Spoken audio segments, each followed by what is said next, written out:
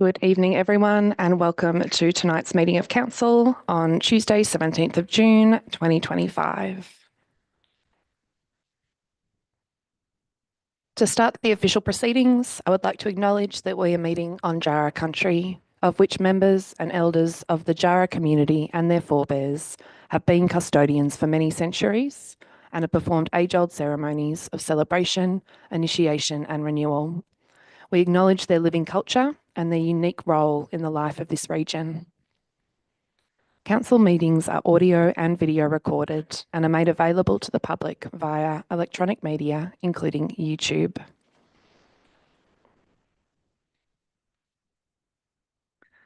Tonight we have 7 councillors present and Councillor Maltby is an apology. At item 3, councillors, are there any declarations of interest or conflicts of interest? Councillor Hastwell. Yep. And is it a general or a material conflict? Thank you.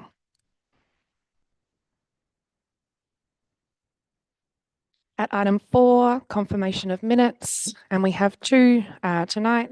Firstly, 4.1, the minutes for the unscheduled meeting of Council, 13th of May, 2025. Councillor Driscoll. Thanks, Mayor. Mayor, I'd like to move that the minutes of the unscheduled meeting of the Mount Alexander Shire Council held on the 13th of May 2025 be confirmed. Thank you. And do I have a seconder? I'll second, Mayor. Thank you, Councillor Hayden. All in favour? That motion is carried. At 4.2, meeting of Council for 20th of May 2025. This is also confirmation of minutes. Councillor Driscoll. Thanks, Mayor. Once again, I'd also like to move that the minutes of the meeting of the Mount Alexander Shire Council held on the 20th of May 2025 be confirmed. And a seconder for this? Second. Thank you. All in favour? Motion is carried. Thank you.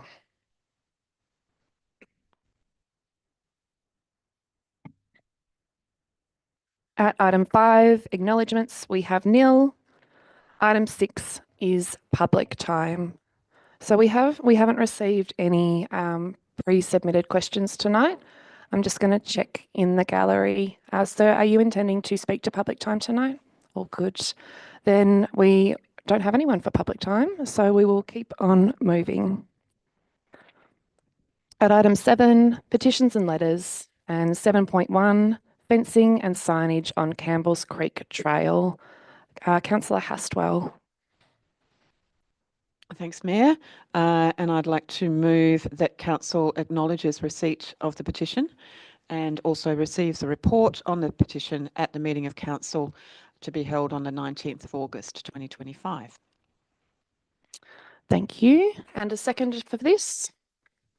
Councillor Driscoll, thank you. All in favour? That is carried. Thank you. Item 8 is committee reports, and 8.1, North Central Goldfields Regional Library Corporation Board Minutes and Papers. Councillor Hayden, would you like to introduce this item? Thank you, Mayor.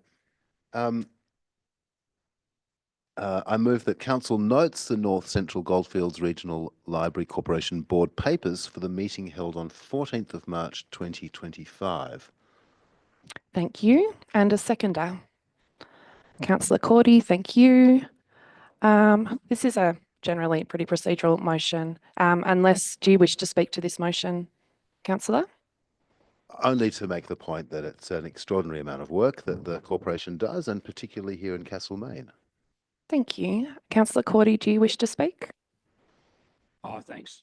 Thanks, Mayor. I just commend the work of the Goldfields Regional Library Corporation and thank them for their high quality reports. Thank you, Mayor. Thank you. Does any other councillor wish to speak on this item?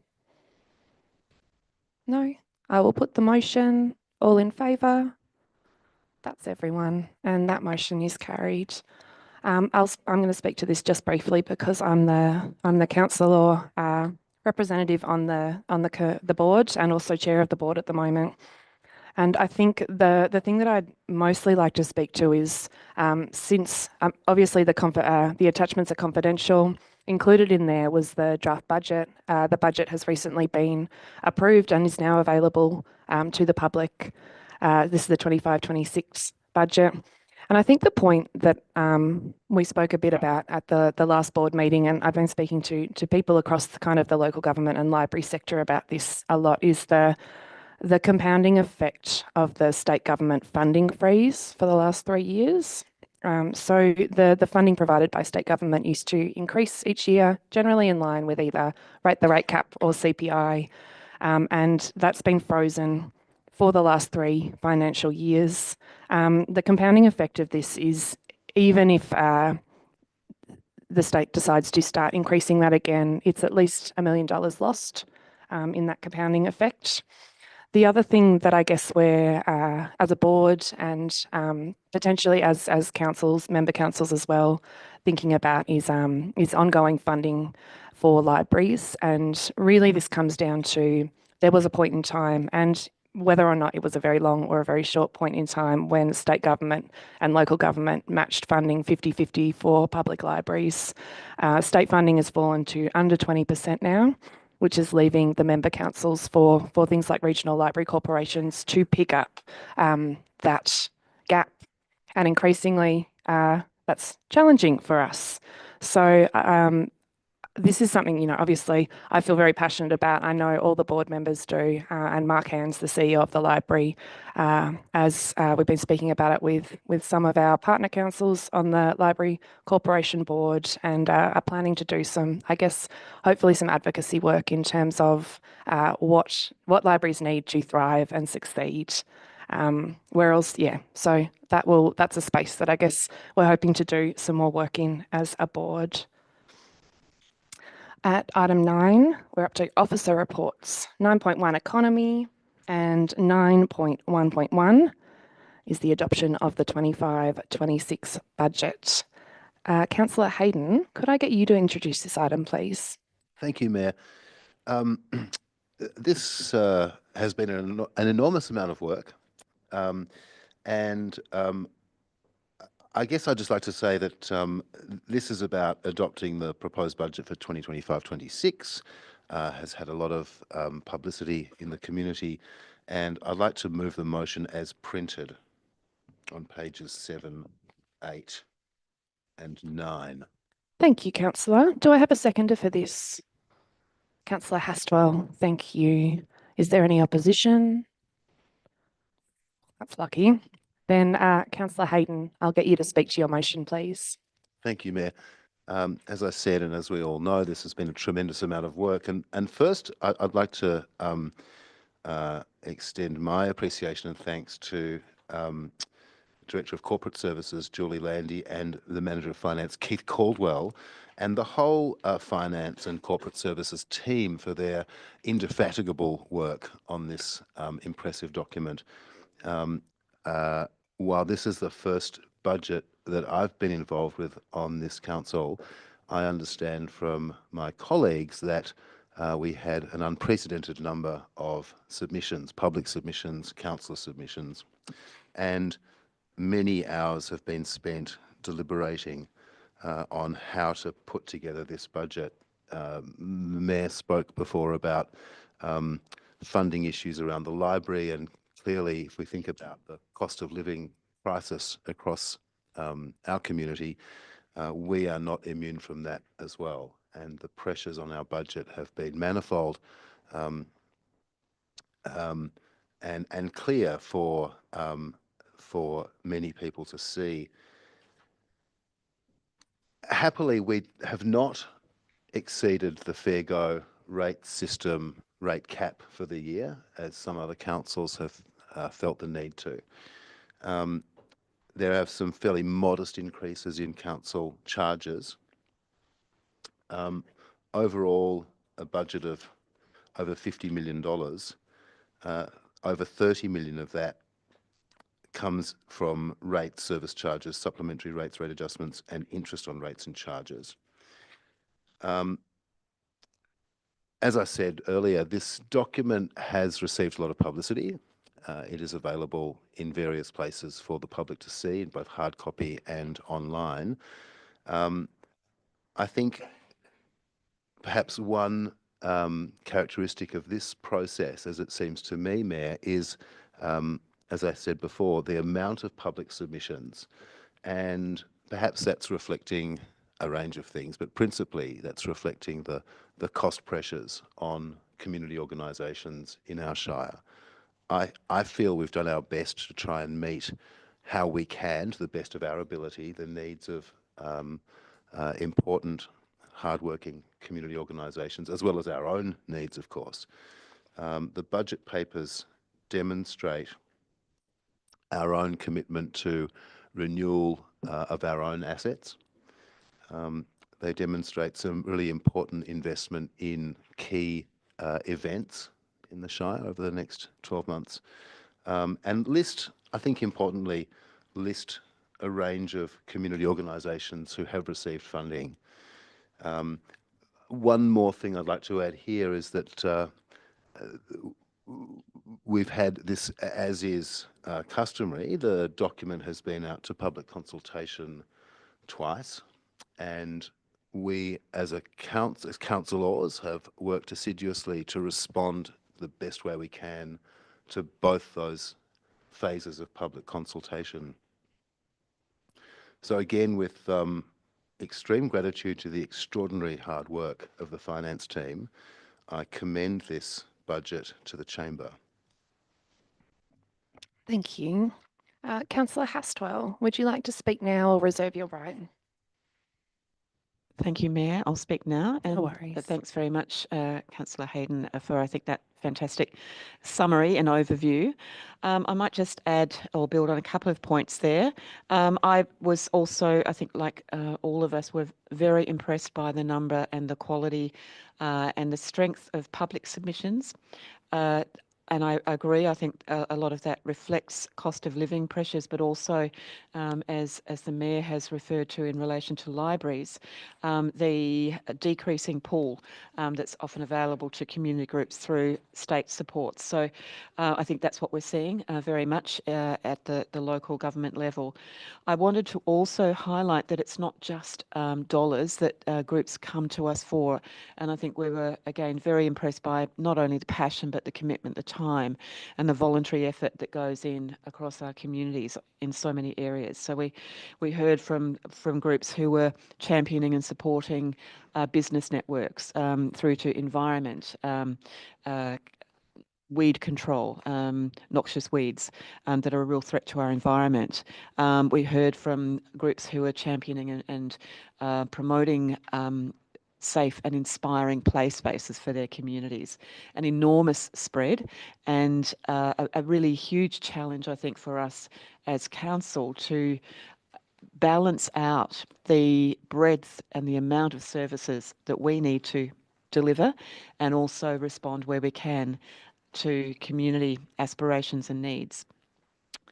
So again, like Councillor Hayden, I'd like to very much thank the officers involved and to add to that our hardworking executive team who have sat with us patiently, I think at times, when we have, you know, sometimes really thrashed out, really debated and tried to get down to the core of what our responsibility is as council and what the resources are that are available to us and how, you know, the resource distribution can make the most difference in the community. So thank you to my fellow councillors, thank you to officers and everybody who's submitted and been involved in this budget. Thank you, Councillor Hastwell. Does anyone else wish to speak to this item? Councillor Cordy. Yes, Mayor. Look, the budget process is huge, and I'd like to also acknowledge the work done by all of the management team, including the Director of Finance and Chief Finance Officer. The budget went out for a couple of rounds of public submissions, and we found some money at the end for some very deserving organisations, and I'll just go through them quickly. It's Castlemaine Safe Space, 15,000. Newstead Live, 6,700. Yes in My Backyard, 10,000. Castlemaine Fringe Festival, 10,000. Business Mount Alexander, 10,000. Newstead Arts Precinct, 10,000. And Harcourt Community House, 7,000, which was desperately needed.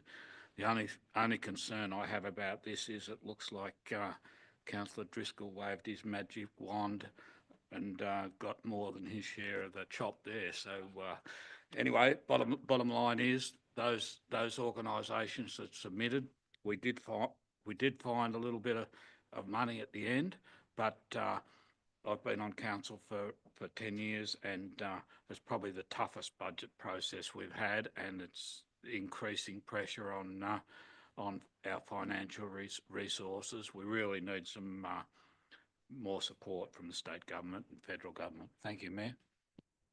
Thank you, Councillor Cordy. Other councillors? Councillor Walker. Thank you, Mayor. Again, like the others, I thank the executive team, the Director of Corporate Affairs, Chief Financial Officer. With half the councils, including myself, being new, I think this budget process was a pretty steep learning curve. One, in how council budget processes work, and secondly, for us learning how to work together. We had spent a lot of hours working through it. It was very tight. We tried to accommodate as many interests as possible, as well as setting down a few policy parameters and also ensuring that we didn't go into deficit. I think we're all perhaps feeling a bit relieved we've got to this point. I think a few of us, or certainly myself, will approach the next budget process having taken some lessons on board. But I would just consider that we've actually done a pretty good job, and I'm happy to support it. Thank you. Thank you, Councillor Walker. Any other councillors? Councillor Driscoll. Thanks, Mayor. Once again, I'd like to thank the Director of Corporate Services, Julie Landy, also a new director too. So it was a big role to come into straight on top of the budget, which isn't an easy thing. We spend many hours arguing the toss. I'd like to thank the finance team also, but also I'd like to thank the councillors, because it is a difficult process, especially the new councillors who came in pretty cold to this. And I've done a few of these over my journey, so I'm a little bit more experienced from that perspective. But I thought the new councillors picked it up well, so well done. And I had a few wins, I had a few losses, but I guess that's democracy. But look, we're all still talking to each other, which is a great thing, and we went through this budget period, still talking to each other, which is a fantastic thing. And with rate capping and the state government sort of pushing things onto us and chiseling away all the time, it just makes it harder and harder. And I think, unfortunately, even going forward, we're going to have the same amount of debate we need to have to get through this. But thank everyone for this. I think we got there in the end, but hopefully I'll get a few more wins next year. Thank you, Mayor. Thanks, Councillor Driscoll. Councillor Maddock. Thank you. Oh, thank you, Mayor. And yeah, echoing all the thanks, particularly for the officers and councillors in getting us to this point. Just to pick up a few things that maybe weren't mentioned, is just acknowledging that just how severe the cost of living crisis is, and how it sort of bites the lower and middle income earners, and in that context, just how important our services are. And I'm really proud and happy that there's really good commitments. I think it's fair to say not just maintaining our community services, but expanding them, and just how important that is, given the context we're in. There was many very worthy projects that weren't funded, and I think that really it points to the council's in a costs crisis as well. We're having effective decreases year on year, and those decreases materialise in more and more things not being funded, and the cost of that is severe. These organisations that are approaching us are largely very lean, very efficiently run organisations by really dedicated volunteers, and to not be able to help them with very much basics is quite devastating. Just wanted to underline that. Thank you, Mayor, and thank you, everyone. Thanks, Councillor Maddock. Councillor Hayden, you have a right of reply if you'd like. Thank you, Mayor. Yeah, and thanks, councillors. I guess just to reiterate Councillor Maddock's point just now about the very many projects, ideas proposed to us that we couldn't fund. I don't think there was a single one that was not worthy. And that's not just the community submissions, but the councillor submissions, the programs from council officers that we've not been able to execute to the extent that we might like to. So I'd just like to publicly thank all the submitters for all the work that went in. I made the point earlier, Mayor, that we had an extraordinary number of submissions, and of course one of the consequences of that is that we simply can't, in the words of Councillor Cordy, the pie's only so big. But it certainly has been a very interesting process to go through, and it's taught me, and I think probably a number of us, a lot about the nuts and bolts of our community and how a lot of the programs and projects that we see in the community, how they're funded and how much money they need, and how, again, that adage about Mount Alexander Shire, that this place runs on volunteers, and how, when we think about so many of those submissions, so many of those organisations are pretty much 100% volunteer driven. So it's great that we're able to get behind the programs and projects that Councillor Cordy outlined, and there's tons more in the budget papers I draw everyone's attention to. I encourage those groups to continue to apply for support with these processes. Thank you, Mayor. Thank you, Councillor, and thank you everyone for speaking to this item. It's a really big one. It is huge, and yeah, I'll put that motion now and say all in favour. That is all of us. That is carried unanimously, and we have adopted our first budget as a council. Congratulations, everyone.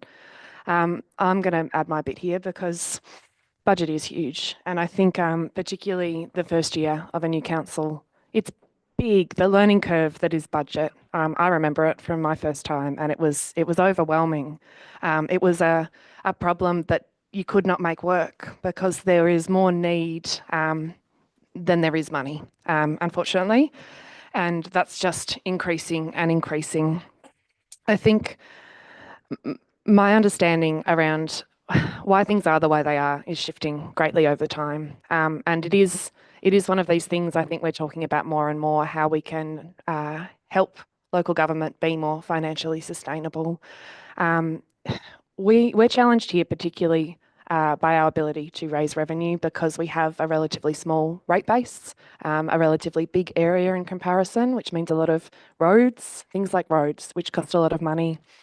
We are operating in a rate capped environment, which, you know, everyone has different feelings about. What it does mean for us, though, is that our ability to raise more money each year is impacted, and yeah, even our ability to keep up with the prices of things that are going up is challenging. We're able to do less and less every year for the same amount of money, and as we're not able to raise very much more money, it's meaning that we're having to make increasingly difficult decisions about things, and maybe things that you won't see on the surface at the moment, but in terms of our infrastructure, the way that we're needing to manage, particularly renewal, is changing because there is a gap, and there's always a gap in things.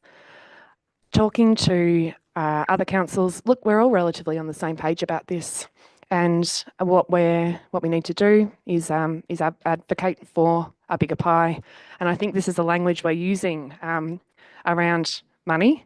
It's a pie, and in fact, it's not that we're not spending money wisely or that we're not doing our best to raise revenue or spend that revenue wisely. It's that there is not enough money to begin with, and the big things that would change this for us, and this is particularly something I think that we're hearing more and more about, is a fairer equation to give us a rate cap from state government, and potentially a uptick in the financial assistance grants from the federal government.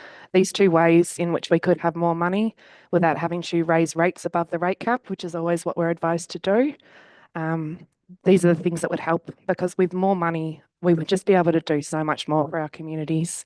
And I think through budget, it is really good for a new council. It's a really good activity for us to do together, because we get to know our communities really well through budget because of the things they ask for, the things that they tell us we need to do better, the places they tell us where we should be investing more. We get to know what the needs of our communities are through the budget process.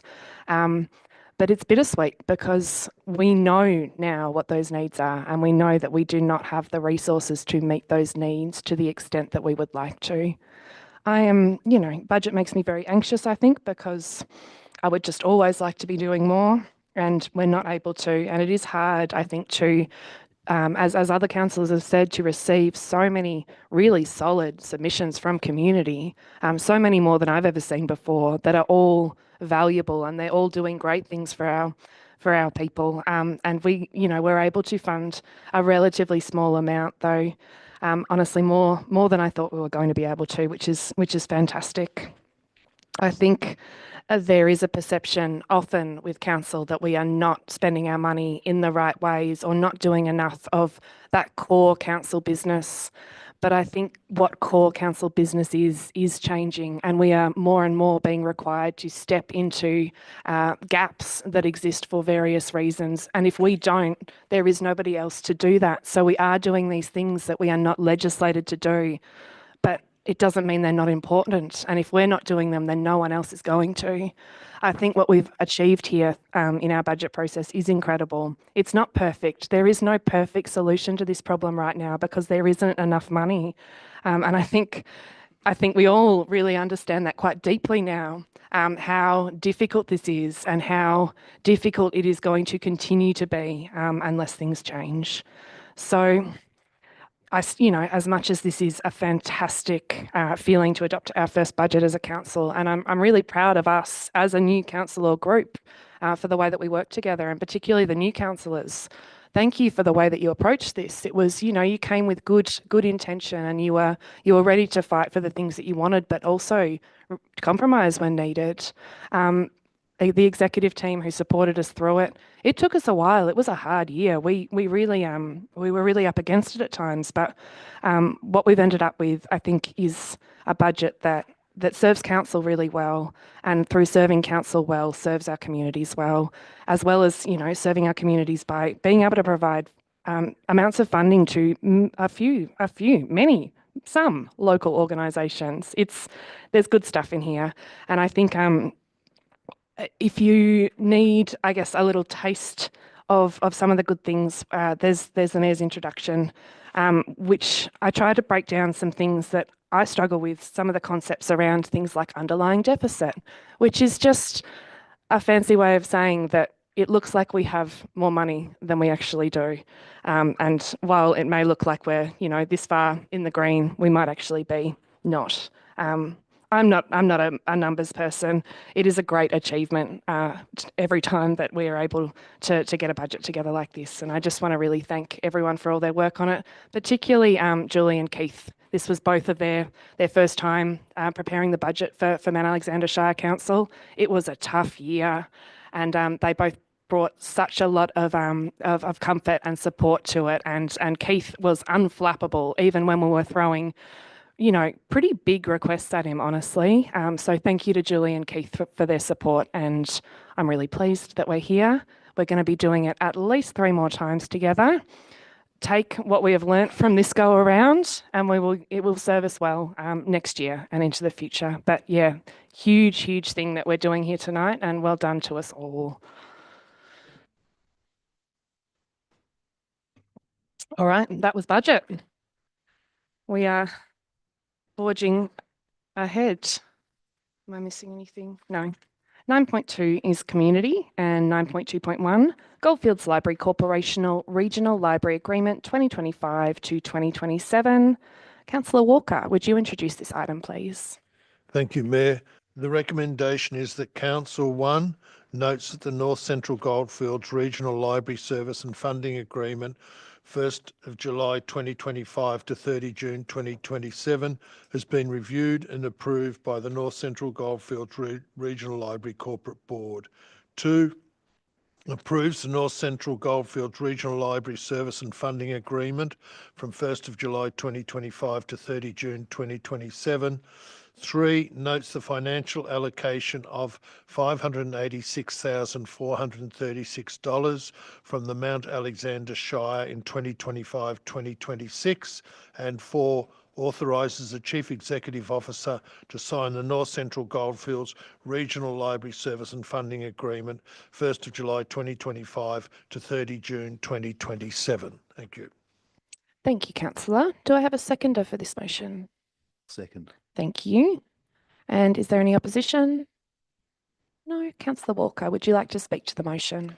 Thank you, Mayor. I think in your earlier comments, when we were discussing the board minutes and papers, we discussed the importance of library services and how they're becoming increasingly dependent upon local government. I perhaps can't think of another service which in its own way is a little bit like a free university, where people can go in, they can access computers, they can access books, they can access videos from childhood right through to end of life. It's a massive resource for the community at large and very important. Also note that this is a transitional arrangement we're going into now due to changes in legislative frameworks, and that the Library Corporation will be winding up during this period. A new service will be operating under a new constitution and library agreement. So this proposal is to allow us to move through to continue to work together with the other 3 councils who are part of it while we establish a new arrangement. And with that, I recommend it. Thank you. Thank you. Councillor Hayden, do you want to speak now or reserve your right? I'll speak now if I may, Oh, Mayor. Look, yes. just thank you, Councillor Walker. And so really this is about seeing us through until the new constitution and library agreement is ready in a couple of years. And just to thank Director of Healthy Communities, Lisa Knight, for all her work in bringing this to us and stewarding this important document through. Thank you, Mayor. Thank you. Does any other councillor wish to speak to this item? Councillor Driscoll. Thanks, Mayor. I just want to state that the library is a great organisation within our shire, and I just note that 53% of the shire members actually have a card, including myself, which is fantastic. So I think people should look at it. It's changed a lot over the years, and I think it's a really good space. Thanks, Mayor. Thank you. Does any other councillor wish to speak? No. Councillor Walker, you have a right of reply. I think we're all covered, Mayor. No worries. I will put the motion. All in favour? That's all of us. Fantastic. So, yeah, like others have said, this is a two-year regional library agreement, which should get us to the time when we take on our new form. Obviously, with the adoption of the 2020 Local Government Act, regional library corporations were written out. We have a sunset clause until I think 2030 or 2031, but we do need to, June 2031, sorry, and we do need to, I guess we've agreed as a board to continue that collective approach to library services, which is working very well. So that's us, City of Greater Bendigo, Macedon Ranges Shire Council and Loddon. And by the end of this, we will have gone across to our new legal structure. So that will be hopefully, business as usual, but with a new structure and potentially a new name. Who knows? So this new agreement will last us through that. And just picking up on what Councillor Driscoll said, we do boast over half our population here are library members. We are library lovers in Mount Alexander Shire, and just like Councillor Driscoll said, if you have not been to a library in a while, it is different. Things have changed. It's not just books anymore. There are still books, but there's a lot more as well. And for young people, younger than any of us, I'm afraid, a library lock-in is happening soon, which apparently is one of the most fun things you can do in a library. So there you go.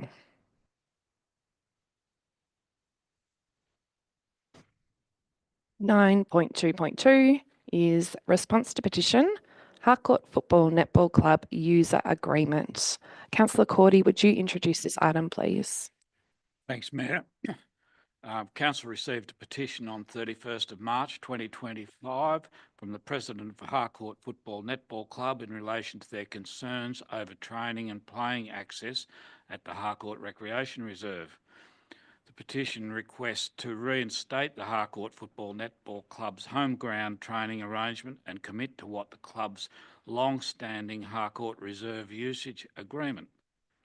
And it's interesting to note that the petition was signed by 745 people, so it's a fairly heavy petition, and was tabled and accepted at the meeting of Council 15th of April 2025. And I'd move the recommendation, and I'll read the first 2 points, which are that Council 1 notes Council officers will continue to work with the Harcourt Recreation Reserve sporting clubs to manage the facility to its maximum functional capacity and promote gender equity principles outlined in Council's Fair Access Policy 2024. 2. Notes that Council officers will advise the lead petitioner of the outcome of the response to their petition. Thank you, Mayor. Thank you, Councillor Cordy. And do I have a seconder? Thank you. Is there any opposition? Councillor Maddock. Thank you, Mayor. I'd like to propose an amendment to this. What would that amendment be? The amendment is to add a third point to the recommendation, which would read, and I'll just read that, so the recommendation, including the first 2 points, that council plans for resources and manages sporting and recreational facilities to promote equitable access and maximise the usage of its public facilities, including on the basis of multi-code and multi-club use. Thank you, Councillor Maddock. Before I check for a seconder, I'm going to return to Councillor Cordy and Councillor Driscoll. How do you feel about this amendment? If you are agreeable to it, it can form part of the motion. Yes, Mayor, I think that's quite sound, so quite happy to accept that amendment. Thank you. Ditto. All right. So without the need, then we can accept that amendment. So that will now form part of the substantive motion. So that is adding on that third point. Could you read it one more time? Pleasure, Mayor. So including the first 2 points, but with the addition that council plans for resources and manages sporting and recreational facilities to promote equitable access and maximise the usage of its public facilities, including on the basis of multi-code and multi-club use. Fantastic. All right. So this is now our motion with the amendment as part of it. Given that, is there any opposition? No. Fantastic. Councillor Cordy, I will then get you to speak to the motion, please. Thanks, Mayor. Look, I'd just comment briefly. We've got some fantastic clubs utilise the facilities at the Harcourt Leisure Centre and Recreation Reserve, and what wonderful facilities they are. We're very proud of them, and I've been along to training a couple of times recently. I haven't taken my boots with me, Mayor, but it's really going pretty well down there, and it's great to see the teams training. You know, bottom line is their community facilities, and they've got to be used to best advantage for the community. Thank you. Thank you, Councillor Cordy. Councillor Driscoll, would you like to speak now or reserve your right? I reserve my right, please, Mayor. No worries. Does any other councillor wish to speak? Councillor Maddock. Thank you, Mayor. And thank you, Tony. I'll just maybe expand on some of your points, which I support. These are community facilities. I'd just like to add to Tony's comments that the fair and equitable access to these facilities is key. They're community owned, they're community managed. It's really, and like we have a legal obligation, but we also have an ethical obligation to make sure that we're providing equal access to our facilities. And I get that, like, there's big challenges to this. I appreciate the history of the club and the sort of notion that that there's a historical significance to certain clubs using them. There's a changing demographic. There's more people in town. There's more people needing access. It creates challenges and it creates tensions. And while I really appreciate the difficulties and challenges in adjusting to some of these changes, we really do just need to be preferencing equity in how we allow access to these. Thank you, Mayor. Thank you, Councillor. Does anyone else wish to speak to this item? Councillor Hayden. Thank you, Mayor, and thanks, councillors. And to follow on from Councillor Maddox's eloquent points, I guess two things I'd like to say briefly. Firstly, that I think the recommendation now with the amendment, it is representative of a number of council's publications in this area. And I draw the Chamber's attention to the Resourcing Recreation Strategic Framework for Sport and Recreation Investment in Mount Alexander Shire, and particularly the point on multi-use and shared use that Council will advocate strongly for and optimise the provision of sport and recreation facilities that are multi-use and can support shared use. Now, the second point, this is to support the amendment that Councillor Maddox put forward. But also, I think just to flag that I don't think this is the last time we'll be dealing with this. It's a wonderful thing that we have so many different sporting clubs emerging in the Shire. We've seen, for example, the rapid growth of the soccer club at Chewton Salters Memorial Park, and anecdotally around the Shire, there's so many more recreation pursuits being exploited by groups and individuals, and it follows, therefore, that we're going to see more and more applications for use of our recreation reserves. So I think it is important that Council maintains that advocacy around shared use, whether that's of sporting clubs of different codes or, as in this case, sporting clubs playing the same code, and that we continue to support recreation and sport in our Shire. Thank you. Thank you, Councillor. Does anyone else wish to speak to this item? Councillor Walker. Thank you, Mayor. I'd just like to pick up the point in point 1 about maximum functional capacity and promote gender equity principles that outline in Council's Fair Access Policy 2024. In the past, whether intentional or unintentional, I think a lot of sporting codes have been exclusionary. The world has changed. We're becoming much more inclusive, which personally I think is very good, but it also means that codes need to adapt and adjust to the new way of doing things, and would welcome clubs on board who would embrace that. I'd say it is in everybody's interest to do so. Thank you. Thank you, Councillor Walker. Any other councillors? No? Councillor Cordy, you've got a right of reply. Thanks, Mayor. I think we've covered it, but great facilities which are a credit to our community, and great clubs, and I wish them all every success in seasons going forward. Thank you, Mayor. Thank you.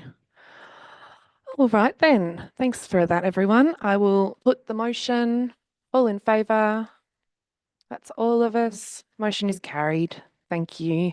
And just for that context here, this was in response to a petition we received at the March meeting regarding use of a recreation reserve that council manages. You can all the details are in the report attached, but I think just picking up on what everyone else has said, we are an expanding Shire with a changing demographic, and a lot more people, I think, interested in playing sport, being active, recreating in different ways.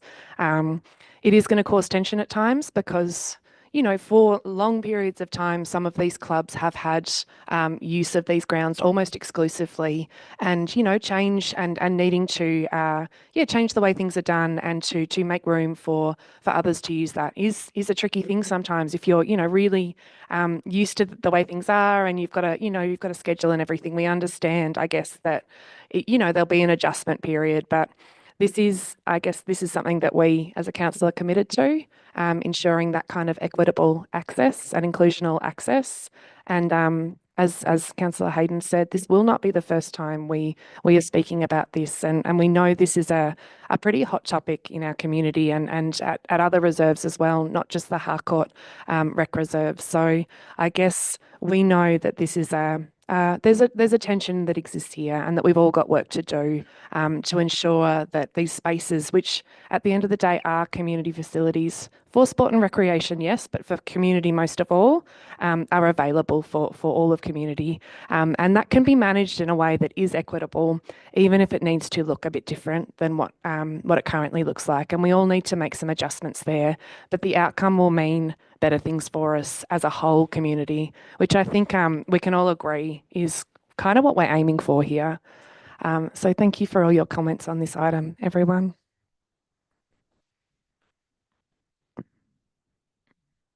(9.2.3) Aged Care Quarterly Progress Update. Councillor Driscoll, would you introduce this item, please?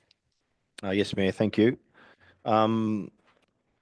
We had a council, a confidential meeting of council on the 17th of October 2023, which we discussed, and we moved that we would go ahead with the aged care facility within our organisation, and many other councils dropped that.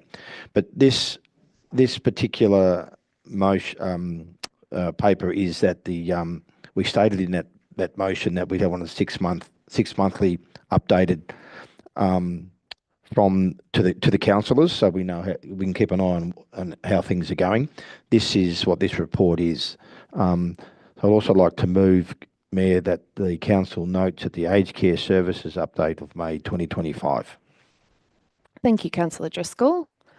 Is there a seconder? Oh, Councillor Cordy went up first. Is there any opposition? Nope. Good. All right then, Councillor Driscoll, would you like to speak to this motion? Thanks, Mayor. As I said, we made a commitment to keep with aged care. We went out to the community, and the community overwhelmingly said that's what they wanted. So we're going through with this. There's been a few ups and downs, but this is this 6 monthly report that we wanted, and aged care has experienced a transformational change because of the implementation of the aged care reform, and there's several key components that are moving. So it's actually quite a moving feast at the moment, but we're pushing forward. We think we're on top of it, or we hope we're on top of it, and the financial benefits haven't come through yet, but we think they will. We have a very, very dedicated team here, and they're very enthusiastic and very passionate about it, as the councillors are. Thanks, Mayor. Thank you, Councillor Driscoll. Councillor Cordy. Thanks, Mayor. Look, I'd like to thank the aged care team under Director Knight for the report. There's some wonderful staff working in aged care, and certainly our council team fits into that category. I spent quite a few years working at Anne Caudle Centre myself, so I've got a little bit of knowledge of the complexities of the aged care, and it is a complex area, and I think we've got a fantastic team in place and some real innovation going on, so I'd like to congratulate the team. Thank you, Mayor, and thank you very much for the report. Thanks, Councillor Cordy. Does anyone else wish to speak to this item? Councillor Maddock. Thank you, Mayor. I've got the privilege of sitting on the Clinical Governance Committee, so I've been seeing this work sort of unfurl over the last few months. And it's my earlier points about a council that's committed to community services. I think there's services that that are little more important or appreciated than the aged care services. And I think it's just, yeah, I'm very proud of the council for their commitment to staying in this and expanding the aged care services. It's not without challenges. It's there's regulatory changes that are, you know, changing as of this month or very recently that we're responding to. So it's not easy, it's not straightforward, but it's absolutely commendable that we're still in this space. So thank you, Director Knight and your staff, and thank you, councillors. Thank you, ma'am. Thanks, Councillor Maddock. Does anyone else wish to speak? Councillor Walker. Just a quick point, and following on from Councillor Maddock, in the presentation we received, did indicate the complexity of this issue in a changing regulatory environment, but it also displayed the knowledge and the insight and the empathy of the team working on it and through it. And it is a credit to the team and the department in what is a very important area. It was a big learning curve for me. Thank you. Any other councillors wish to speak to this item? No?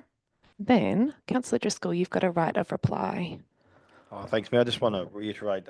So my family's personally been looked after by the aged care team, and they do a fantastic job. I know that firsthand. So I'd like to thank Lisa and Rosalie and the team for their excellent work and continue to do so. Thanks, Mayor.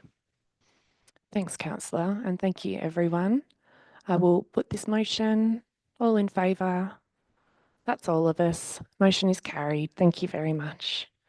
And as others have said, you know, the previous council, including some of us who are still councillors, made a decision in late 23 to remain providing aged care services as a council. We're the only council in our area who made the decision to remain in the game. The intention is to not only stay in, but to expand what we offer and potentially, you know, what we're able to offer others as well. And it is a really complex area. And I think every time the team comes to give us an update, it is very apparent how complex and quite fast moving it all is, but also how difficult it is to navigate when you don't have all the information that you need to make a lot of these decisions. So, I think as along with their, you know, their empathy and their passion, that we have some of the most experienced and, you know, expert people working for us who are just, you know, who are decoding what is a very complex thing and remaining optimistic and remaining committed to providing the best care possible for our older residents who need that. And it's something, you know, I still feel very proud of. And I know at the time when we made that decision, it was, you know, in many ways, it was a difficult decision to make because it is a commitment of financial support in the short term until we can figure out how to make it work, until all of these things are made clear. But it was also a very easy decision to make in other ways because we knew how important it was. We heard that directly from the people affected. And, you know, we have an aging community. A lot of our population are on the older side and more people are going to need this kind of care.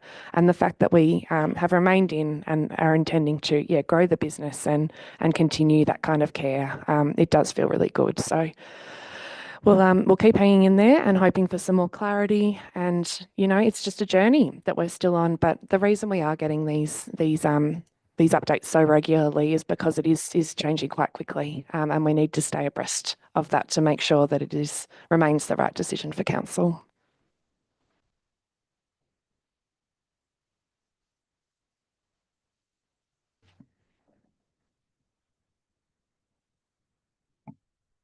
Okay, we're up to 9.3 environment and 9.3.2 the road management plan adoption. Councillor Driscoll.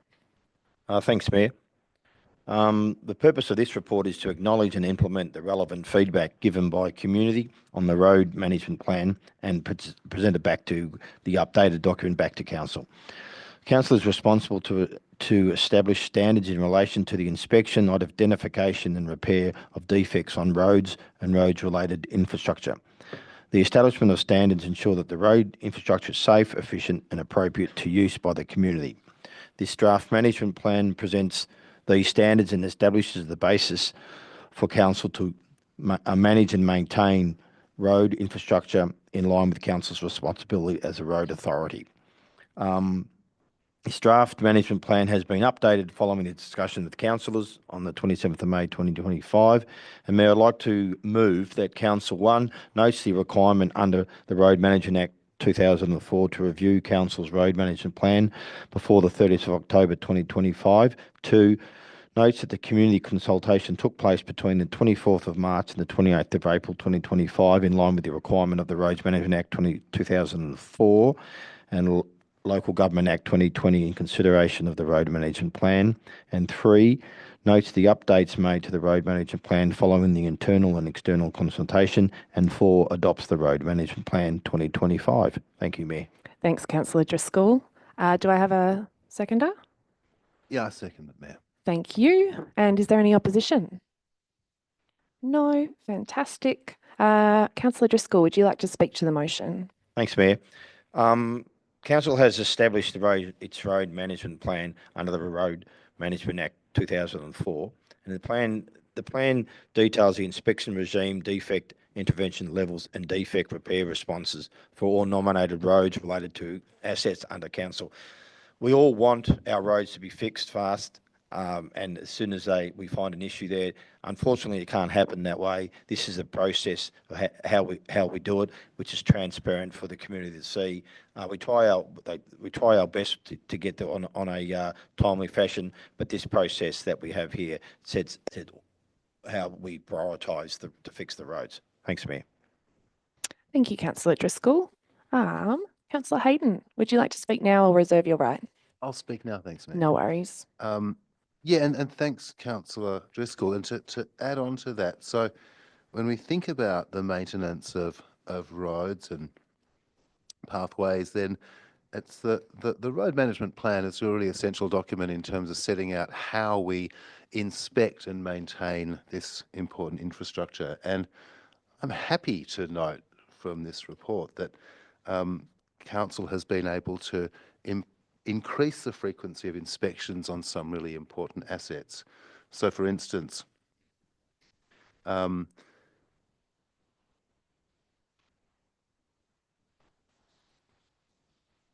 we now see with the passage of this report a reduction in the response time in the inspection of potholes in sealed roads. So previously, this was over a month, 2 months, the inspections could be expected to occur, and this has now changed to 2 weeks, from 1 month to 2 weeks in link roads, and from 2 months to 1 month in collector roads. We can also see that vertical displacement, or what some of us might refer to as cracking and lifting, that the inspection time has been reduced to 2 weeks. In the case of footpaths, has been reduced from 6 months to 1 month. They're really important, and pardon the pun, concrete changes in how we inspect damaged infrastructure. Myself, and I know my fellow councillors, get a lot of correspondence from community members about the maintenance of footpaths in particular, but also sealed roads. Also note that this new plan introduces a new pathway asset category to cater for formal gravel footpaths, and that's quite a big change for us. So we're now in a better position to monitor gravel footpaths across the Shire. And also noting that curb and channel has been incorporated into the plan as a separate asset class.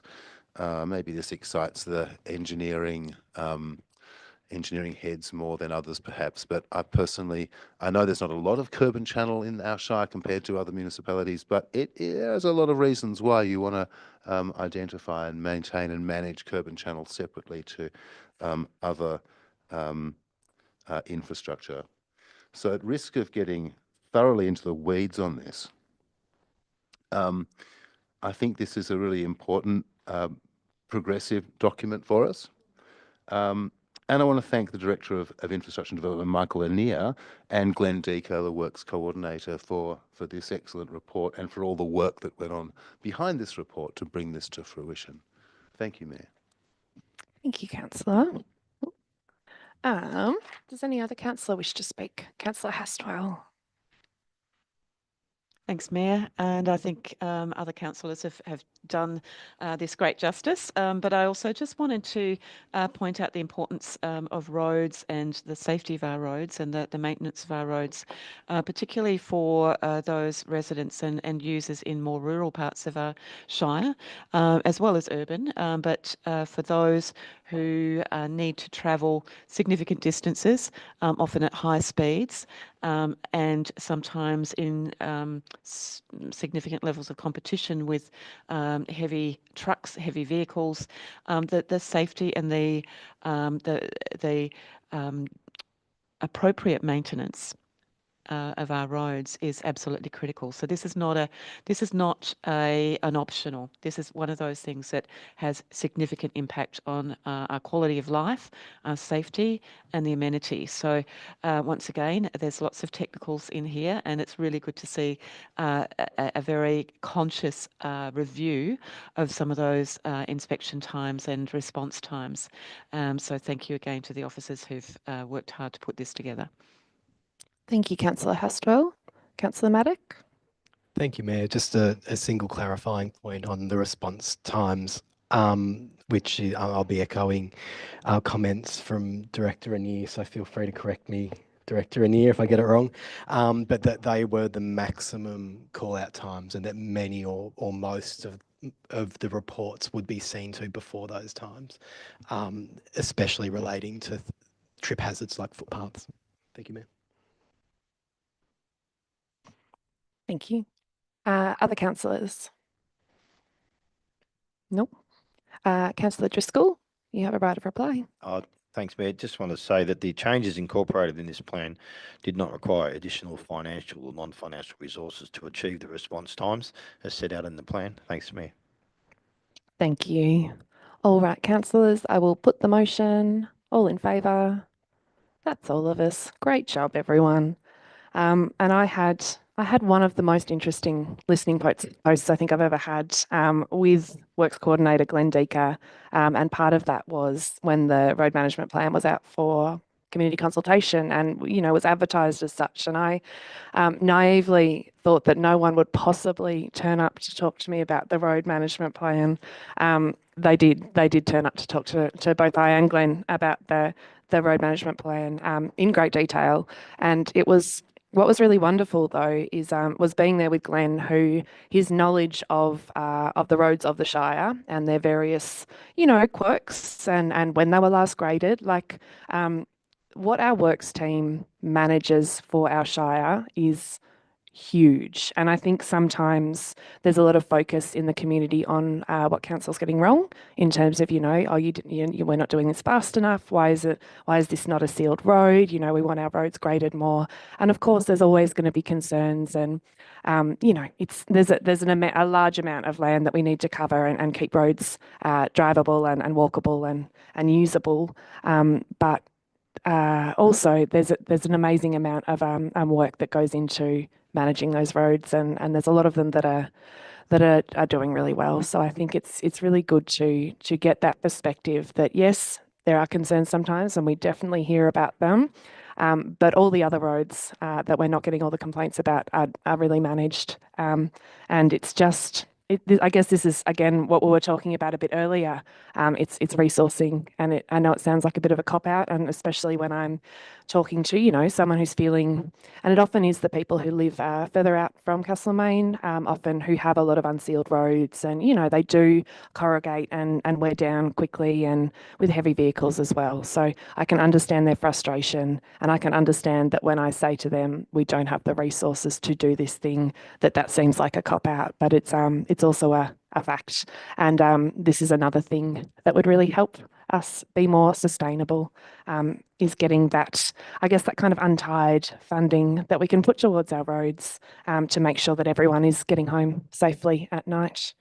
So I guess this item sits really nicely with the next one as well, which I'll go into now, which is the asset management policy and asset plan adoption. This is at 9.3.3, and I'll ask Councillor Walker to introduce this item, please. Thank you, Mayor, and does logically flow. Would thank Director of Infrastructure and Development, Michael Lanier, and the Managing Engineer, the Manager of Engineering, Paul Diss, for preparing this and bringing it to us. In line with the requirements of the Local Government Act 2020, Council is required to review and adopt a revised asset management plan by October of this year. The draft plan was exhibited for 4 weeks between 24th of March and 29th of April this year, and there was some feedback which has led to some minor amendments. So with that in mind, I'd move that Council 1 notes the feedback received during the exhibition period, and 2 adopts the revised asset management policy and revised asset plan. Thank you. Thank you, Councillor Walker. And a seconder, Councillor Cordy. Thank you. Is there any opposition?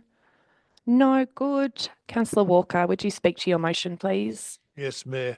The asset management framework falls within the Community Vision 2031. It comprises 3 parts: the asset management policy, the asset plan, and asset management plans. The revised plan does have a few changes. They're not significant. I'll just briefly mention a couple of the major ones, which is, first of all, we're changing the review cycle to every 4 years. We're also excluding intangible assets, these being non-physical assets such as software, patents, intellectual property.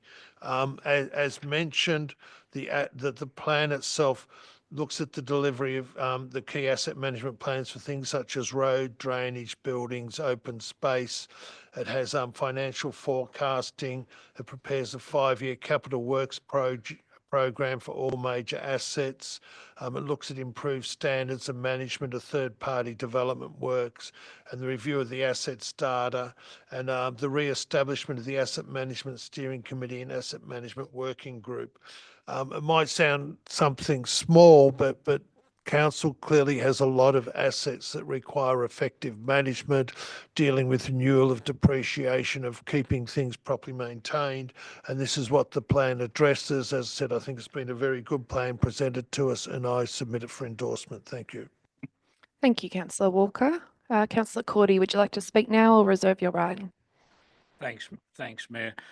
Look, Councillor Walker covered off most of the things, but what I would say is, like, two things. One is you've got a plan for success, and certainly having the right policies and procedures in place as part of the planning process. Secondly, as Councillor Walker mentioned, it's a requirement under the Act, so we're meeting that requirement. But yeah, I'd congratulate our works team for the attention to detail with planning works, critical works on our assets. Thank you, Mayor. Thank you, Councillor Cordy. Does any other councillor wish to speak to this item? Councillor Hastwell. Thanks, Mayor. Just one of the aspects in this plan, and I'd just like to highlight that the importance and value of community feedback when draft documents go out. So I'm just going to refer to one submission from the public, which talks about the importance of considering heritage impacts and challenges. So once again, assets is a very broad category, has many aspects to it, but fantastic to see the very considered responses that come to us from community. So draft strategies and plans are never set in concrete until they go out there and receive that feedback. So very pleased to see that contribution and acknowledging that the reference to heritage impacts, challenges and values has also been integrated. Thank you, Councillor Hastwell. Other councillors? No? All right. Councillor Walker, you have a right of reply. I think that should be okay. Thank you, Mayor. No worries. I will put the motion. All in favour? Fantastic. That is carried. And yes, again, this is another another thing that we need to do when a new council comes in. It's important, obviously. It is staggering when it in the document it breaks down kind of the asset classes and how the replacement cost of them, and how many kilometres of road we have and how many bridges, and it's a lot. And I think it is particularly here where we are in that kind of rural area where there's there are lots of differences of asset classes, and we have heritage considerations, we have environmental considerations, we have a pretty diverse community who want different things when it comes to assets. So it's great to have these really solid guiding documents. I think something I wanted to just quickly pick up on was around the action plan. And the improvement plan, which is annexed under the asset plan. And that really lists kind of bigger things, big and challenging things that council and council officers can do to make, I guess, the way we do things and the way we care for assets work more. And a number of things from the previous improvement plan have been successfully achieved, and this is the more that we can achieve these kind of big improvement things around process and the way we do things. It's really setting us up, again, as Councillor Cordy said, we're planning for success, basically because we have to, because the other option is that all our assets fall apart, and that's not something we can allow to happen. So you can see, I think, as part of these policies that we are having to think differently and make resources stretch further and in different ways to really keep things from falling apart.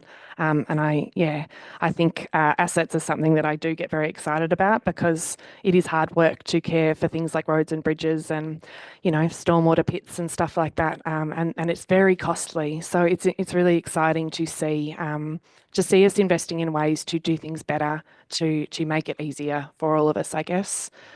So really great.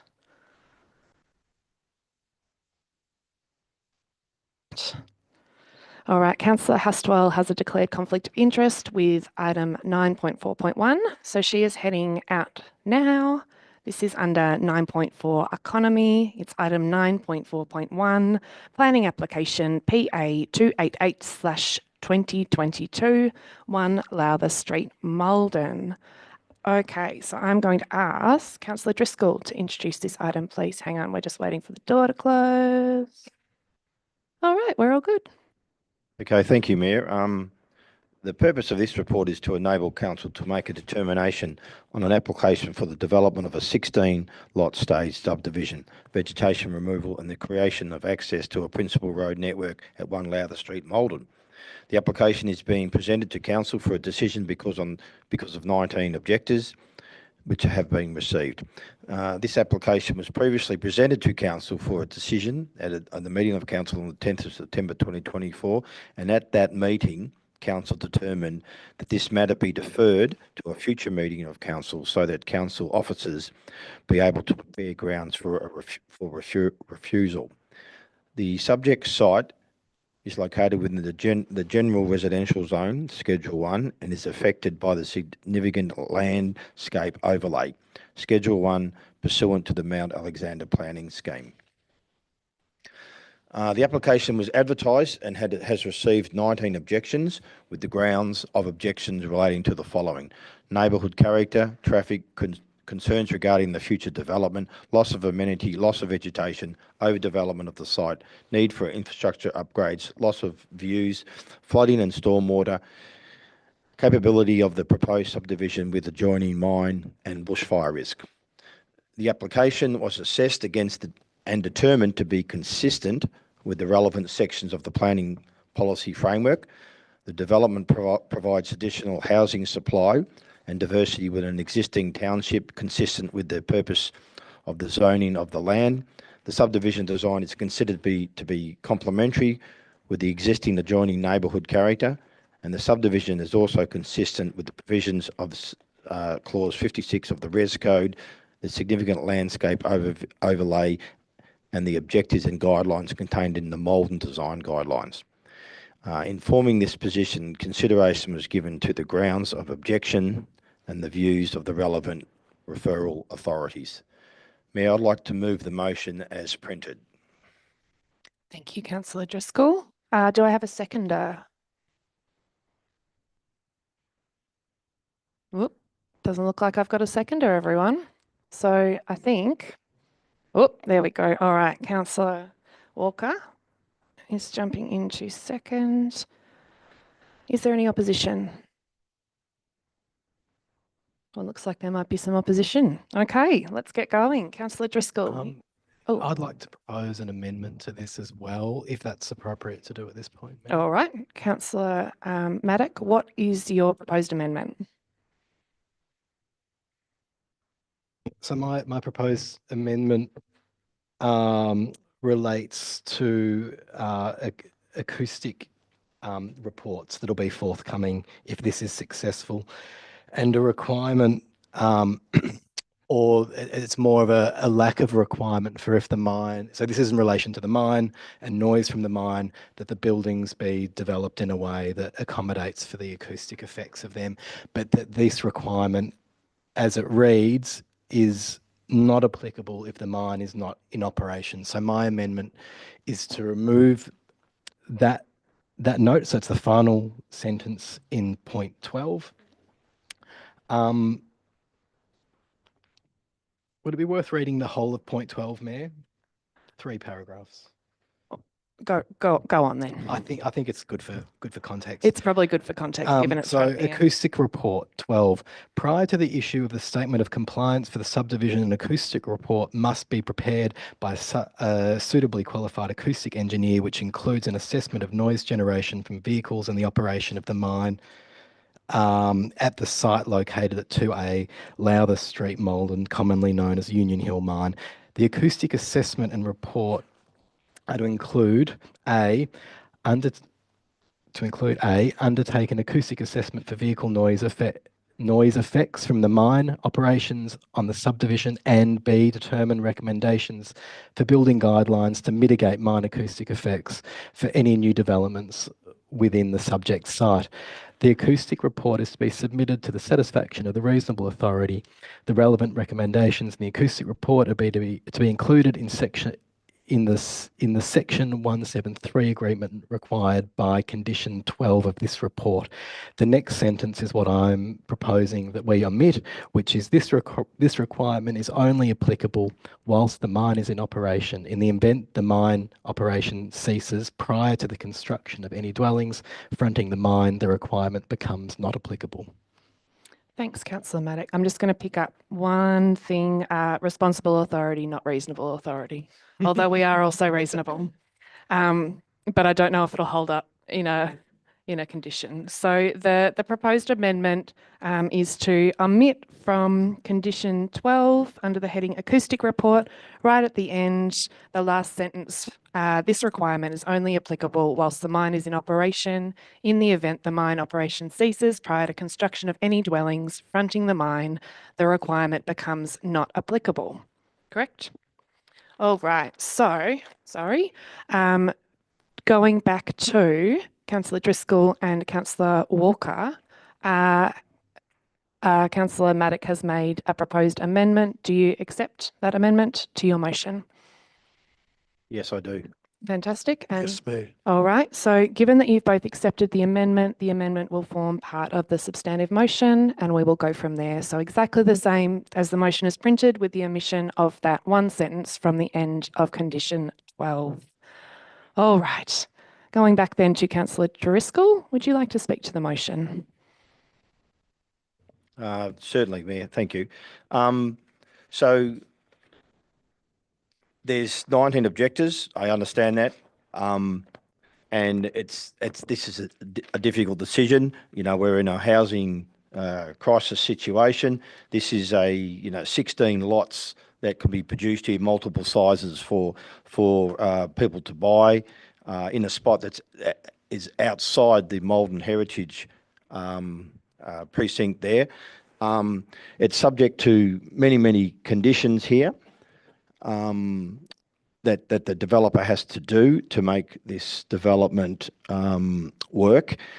And I note that the strategic planning unit has no objections. The statutory planning unit has no objections. Colaburn Water has no objections. Downers Utilities have no objections. Goulburn Murray Water has no objections. North Central Catchment Management Authority have no objections. Powercor has no objections. Department of Transport and Planning have no objections.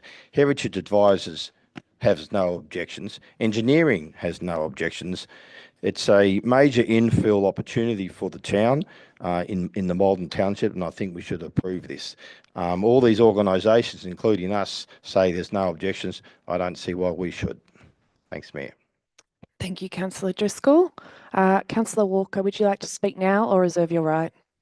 I'll reserve my right, Mayor. No worries. All right then. Which other councillors would like to speak to this item or against this item? Speak about it. Councillor Cordy.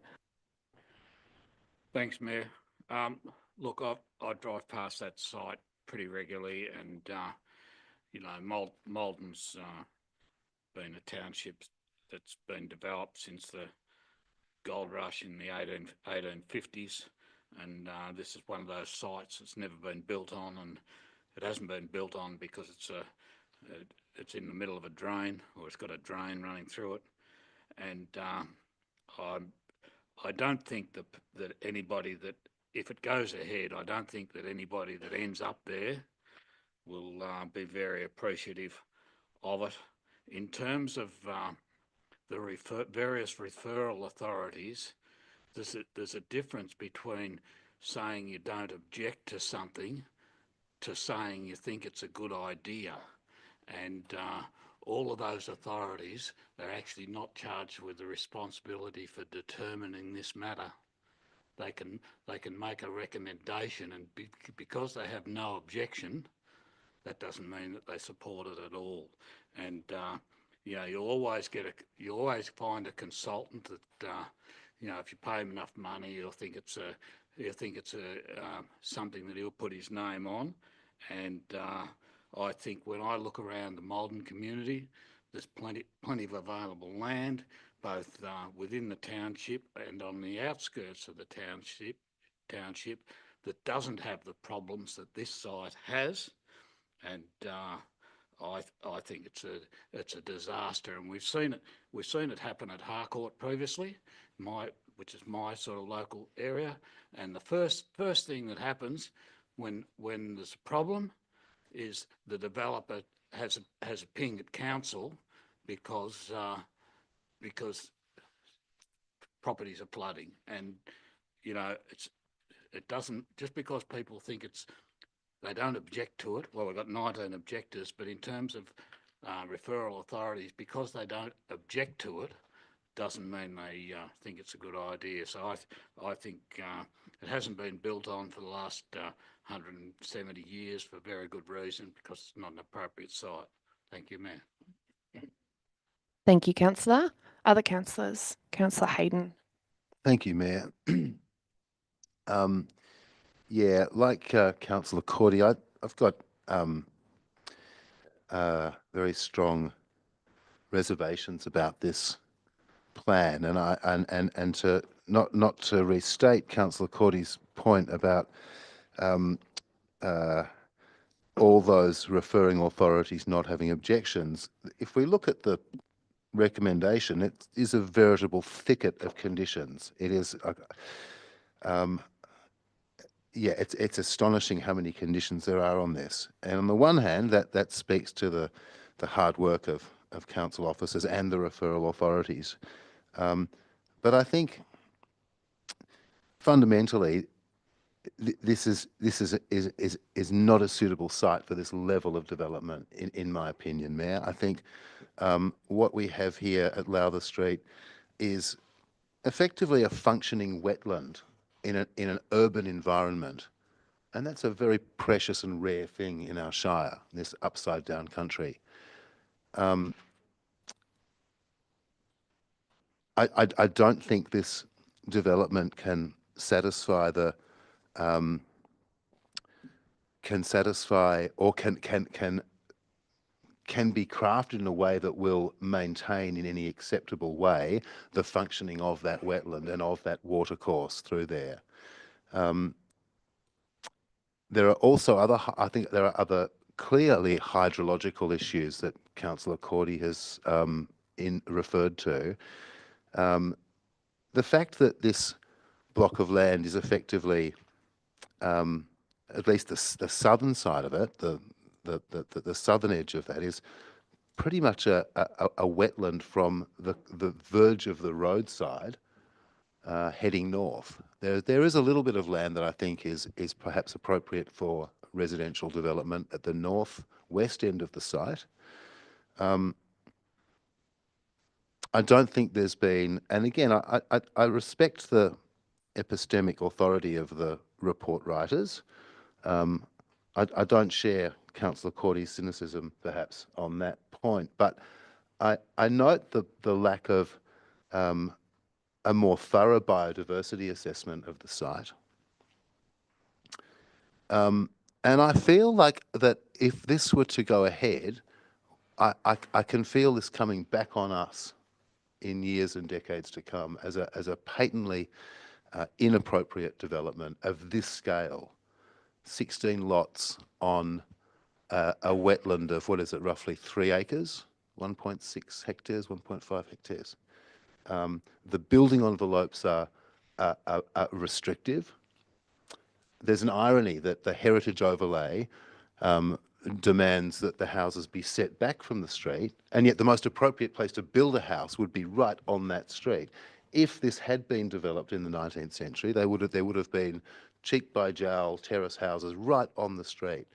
And as Councillor Cordy outlined, there's a good reason why in the gold rush this land was not developed for residential, for housing. I did have a look through some of the put away parish plans, and there have been some structures on this site in the past, but not housing. I mean, some sheds and related structures. I guess finally, obviously we're under a lot of pressure to try and provide more land for housing across the Shire, in Maldon and Castlemaine and so on. And so the pressures on us to approve this are substantial. And in respect of that part of Maldon, what was once known as Eaglehawk, what some people still refer to as Eaglehawk and Eaglehawk Gully, there aren't many open spaces where you could have a 16-lot subdivision. I respect that. I understand that pressure. However, if we think about infill development, I think there are opportunities for development of that number of building envelopes in that northern Maldon region. Fundamentally, my opposition comes down to water, and water goes where water wants to go. And I don't see how the reports are going to satisfy or ameliorate those 1 in 100-year, 1 in 50-year flood events. And even on a seasonal, even on like what we experience seasonally, this is a boggy wetland, right? This is not a parcel of land with a discrete drain in the middle or a discrete channelized cutting in the middle. And that's something else which I think is important about this, Mayor, is that so many of the creeks in our Shire are eroded gullies, right? They're clay-lined eroded gullies in the middle of a valley depression. This is actually quite an intact wetland, like a chain of ponds wetland. It's a very rare thing in our Shire, and I personally feel that it's incumbent upon us to not build all over this. Thank you. Thank you, Councillor. Does any other councillor wish to speak to this item? Councillor Maddock. Thank you, Mayor. And thank you for particularly for underlining the biodiversity impacts of a development like this. I really share the concerns about biodiversity, and I note that while some of the vegetation removal impact reports touch on some habitat, particularly for birds, there's a gaping hole in this, which is the very diverse ecosystems that are supported by by wetland environments. I guess I worry that about the grounds of refusal for a project like this, and what the implications for our council. If we, I mean, the biodiversity is front and center in my mind, and I would be reticent to see the bulldozers going there. I guess I don't see that we have the authority to refuse it on those grounds alone, which probably underlines the need for biodiversity considerations, reports at a strategic level in township plans, which we do have in place for Harcourt, but would be lovely to see across the entire Shire.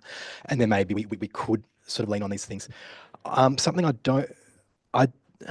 maybe I share the anxiety around the changing of the channel, this notion that that the water will go where water wants to go, and note a really compelling argument by Christine Henderson last year along those lines. As someone who doesn't understand these things well, I tend to lean in a similar direction, but I feel it's important to give the experts benefit of the doubt in this regard. And yeah, and there are developments that are moving waterways and putting houses on top of fill that's been brought into sites every day, and you know, with the exception of one recent mudslide in the Mornington Peninsula, it's not something that you frequently hear about, that people get this wrong. So and I sort of note that the concerns around flooding are some of the major sort of sticking points with this report, and I've interrogated the floor levels, the required floor levels in relation to that 1% AEP flooding event. I've asked, well, what if it's a 1.75 or a 0.5, and we see much more water coming through than just that? Is that going to create inundation for those houses? I've been assured that the culvert under the road basically becomes a spillway, which removes that excess water, so they'll be unlikely to see water above that point, even in a larger flood event. So I'm trying to sublimate my anxiety around flooding and go and trust the experts on this one. There's a lot of things that I think have been done well in this, and that speak to some of the objections. It doesn't speak to all of the objections, and I sympathise. I think I sympathise with all of those. But again, I go to this notion: is that grounds enough for us to refuse this? Keeping in mind that the result could likely go to VCAT, and that they have ultimate decision on this, and that is at significant cost to us in that instance. Yeah, look, I got to say, I'm really on the fence with this. Yeah, I think I'll leave it there. Thank you, ma'am. Thank you, Councillor Maddock. All right, then back to Councillor Driscoll. You've got a right of reply. Thanks, Mayor. Let me relieve your Wait, anxiety. hang on. Wait, don't let me forget. I forgot the seconder, and then I'm coming back to you. You reserved your right, Philip. Councillor Walker, you got to go now. Thank you. I wasn't expecting to second this, and I did do it a little bit pro forma, because perhaps similar to Councillor Maddock, I've looked into this deeply, and I've stepped into this meeting still not sure which way to go. Also watched the video of last year's council meeting, and former Councillor Henderson, who has got a science background, came up with some quite insightful comments. I've been out, I've looked at the site. I think the residents' objections are cogent, but on the other hand, the relevant authorities have no objection, and I'm not implying, and I accept their objectivity in their positions. Yeah, again, I note that the NCCMA indicates that in the event of a 1% AEP flood event, it is likely that the property may be subject to inundation. And we know we're going to be getting more than 1% inundations. I wasn't convinced around the acoustic reports. The acoustic report says, therefore, you have to build the houses to reduce the noise. But what happens if you're outside? It's sending people inside. The points about the biodiversity are valid. But as we've said, it's got a whole lot of set of very strong conditions. The authorities don't object, and we are in a housing crisis. So I appreciate the comments, and I'm still sitting here unsure which way to go. And probably it's easy to be risk adverse and say, and maybe I end up being risk adverse and saying, in fact, I will end up voting against. It's a very difficult one to make a decision on, and I appreciate the comments that the councillors have made. It's helped me gain an insight. I don't think it's helped me reach a conclusion, but thank you. Thank you, Councillor Walker. Oh, and just in conclusion, I'd also thank the council team, the officers and staff who have put a lot of work into doing this. And irrespective of whichever way we end up, I really appreciate their effort. Thank you. Now, sorry about that, Councillor Driscoll. Go again. Thanks, Mayor. Well, Councillor Walker and Councillor Matic, let me relieve some of your anxiety. The proposed development is consistent with the planning policy framework as the site's location accords with the general intent of the policies. Thank you. Short and sweet. Excellent. Well, councillors, this is planning. This is what it's like. And I have entered many a meeting with absolutely no idea which way I was going to vote, but the time has come for this particular item. I will put the motion. All in favour? And opposed? All right, so that motion has failed. Does anyone else have a motion that they'd like to chuck up? I do, Mayor. Oh, good. That is very good. Councillor Hayden, what would your motion be? It's an alternate recommendation on planning permit application PA 288/2022 1 Lowther Street, Malden. And the recommendation is that council resolve to issue a notice of refusal to grant a planning permit PA 288/2022 for the development of a 16-lot staged subdivision, vegetation removal and creation of access to a principal road network at 1 Lowther Street on the following grounds. 1, the subject land is not considered to be suitable for the proposed subdivision and does not represent an orderly planning outcome, which is contrary to the decision guidelines of clause 65.02, approval of an application to subdivide land, of the Mount Alexander planning scheme. And 2, the proposed subdivision and alteration to the existing waterway does not maintain the natural drainage function, stream habitat and wildlife corridors and landscape values of the site, contrary to clause 14.02/2S, which is catchment planning and management. Thank you, Councillor Hayden. I might just get, would you mind repeating it once? I'm sorry, just so that I can be clear on what your motion is, and I'll listen more carefully. So the alternate recommendation is, I think, encapsulates a lot of the points raised in opposition to the previous motion. And to restate that, the alternate recommendation is that council resolve to issue a notice of refusal to grant a planning permit PA 288/2022 for the development of a 16-lot staged subdivision, vegetation removal and creation of access to a principal road network at 1 Lowther Street, Malden, on the following grounds. 1, the subject land is not considered to be suitable for the proposed subdivision and does not represent an orderly planning outcome, which is contrary to the decision guidelines of clause 65.02, which is approval of an application to subdivide land, of the Mount Alexander planning scheme. And 2, the proposed subdivision and alteration to the existing waterway does not maintain the natural drainage function, stream habitat and wildlife corridors and landscape values of the site, contrary to clause 14.02/2S, which is catchment planning and management clause. Thank you for confirming that. Thank you. I don't have my physical papers on me, and I was just making sure that the motion that I had in front of me was the same as yours, and it is. It was just around a different way. Fantastic. So there is a motion. Do I have a seconder? Councillor Cordy, thank you. Any opposition? Councillor Driscoll, thank you. All right, let's go again. Councillor Hayden, you can speak to your motion, please. I think that the main themes about why the majority of us do not want to recommend the previous motion are fairly manifest. I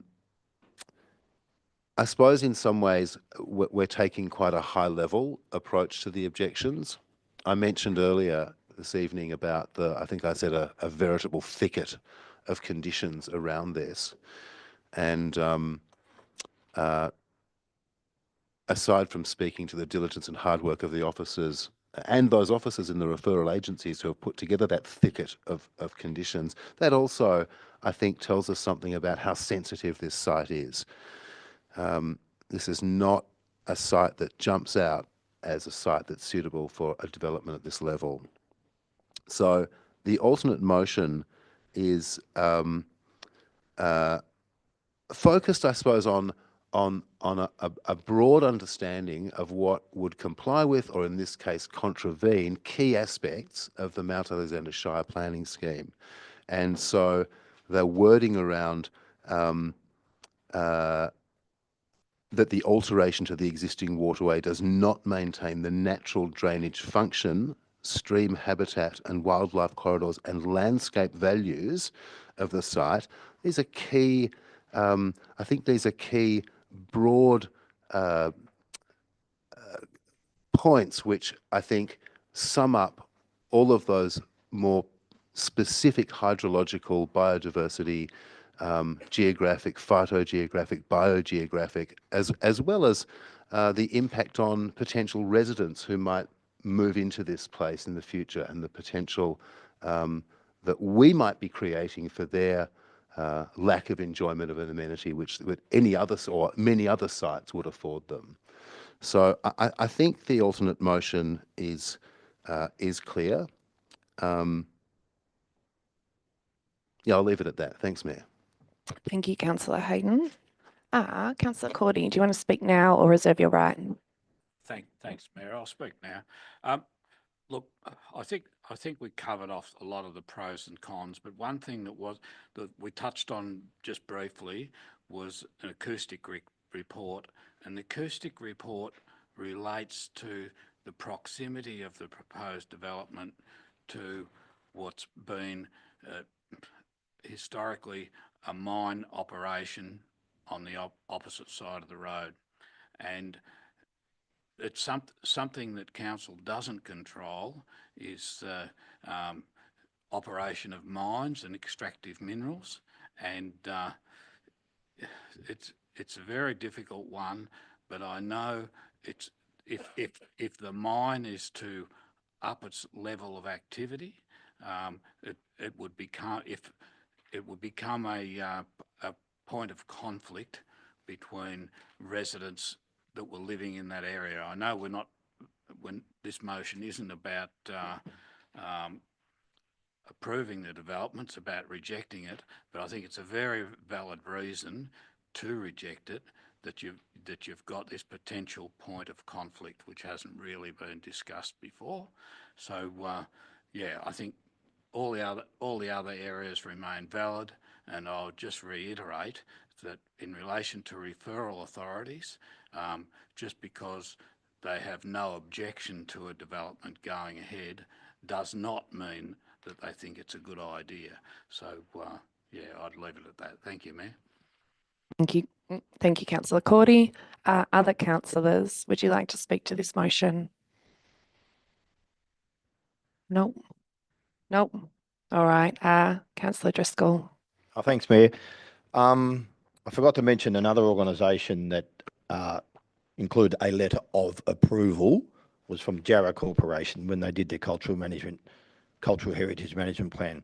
So not only those other referral authorities that had no objection, but Jarrah itself said no issue here. Look, I think it's incumbent on us. We're in a housing crisis. We all know how bad it is. I think from a high level, from here, by knocking this back, I think it's just going to come back to, it's going to go to VCAT. We all know that, and we'll see what happens from there. But, if we're going to get on top of this housing situation, we need to be bold. We need to do things that are different. And if we keep knocking back things like this, then I think local governments will lose the authority and will go back to the state like they've suggested. So that's why I'm against this particular motion that's put forward now. Thanks, Mayor. Thank you, Councillor Driscoll. Okay, so no one else wishes to speak? Then Councillor Hayden, you've got a right of reply. Thank you, Mayor, and thank you, councillors. So look, to sum up, I guess there are a range of reasons to oppose this. I've outlined some key environmental, hydrological, and landscape ones. Councillor Cordy has spoken about the proximity to the Union Hill mine site, and clearly that's another whole area of objections about this. We've also inferred or related to, referred to the concept of when we approve subdivisions like this, there is implicit in that a kind of a duty of care incumbent on us, that we are allowing for subdivision appropriate land. And I think, to come to Councillor Driscoll's objection, I agree we need to be bold. As I outlined earlier, and I think all of us agree, we face a housing crisis clearly. But I would suggest being bold. Yeah, sure, we need to be bold, but not reckless. And I would think that a 16-lot subdivision on this particular parcel of land, which is barely 3 acres of land, which is fundamentally wetland, 75% or more is boggy country. It's wetland. To me, seems like a manifestly unsuitable site for development. So I think the two clauses of the motion I've put forward, I think they are sound, and I commend them to the chamber. Thank you, Mayor. Thank you. Councillors? All right, I will then put this motion. All in favour and against? Motion is carried. So just to confirm, that is a motion to refuse. All right, well done, everyone. Someone, if they wouldn't mind getting Councillor Hastwell. No worries, thank you.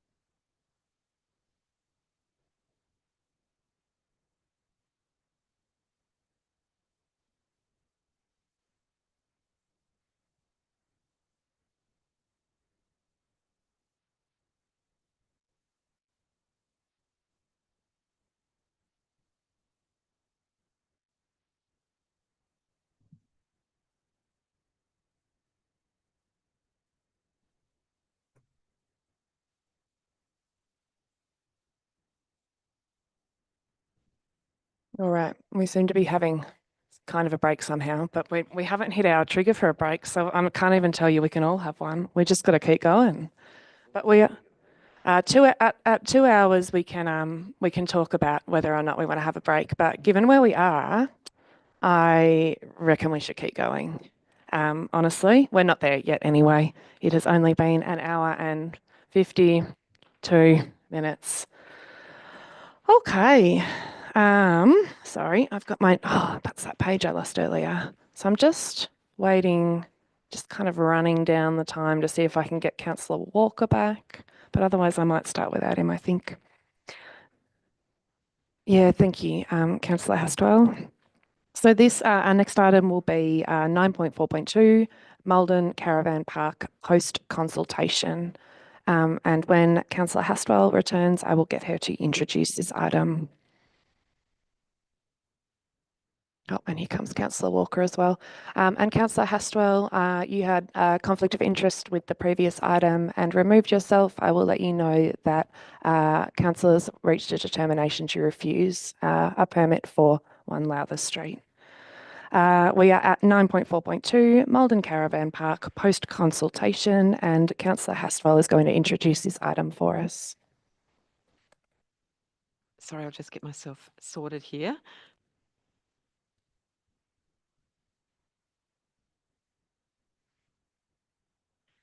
Thanks, Mayor. Okay, so Malden Caravan Park, post-consultation. A little bit about this report.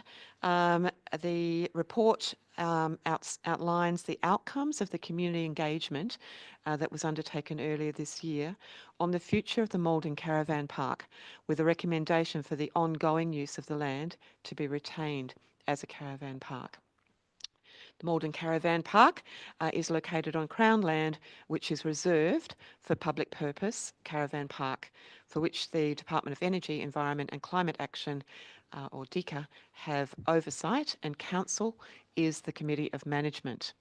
The caravan park has been leased to a succession of commercial operators since 1989, and Council assumed management of the business operations in 2014.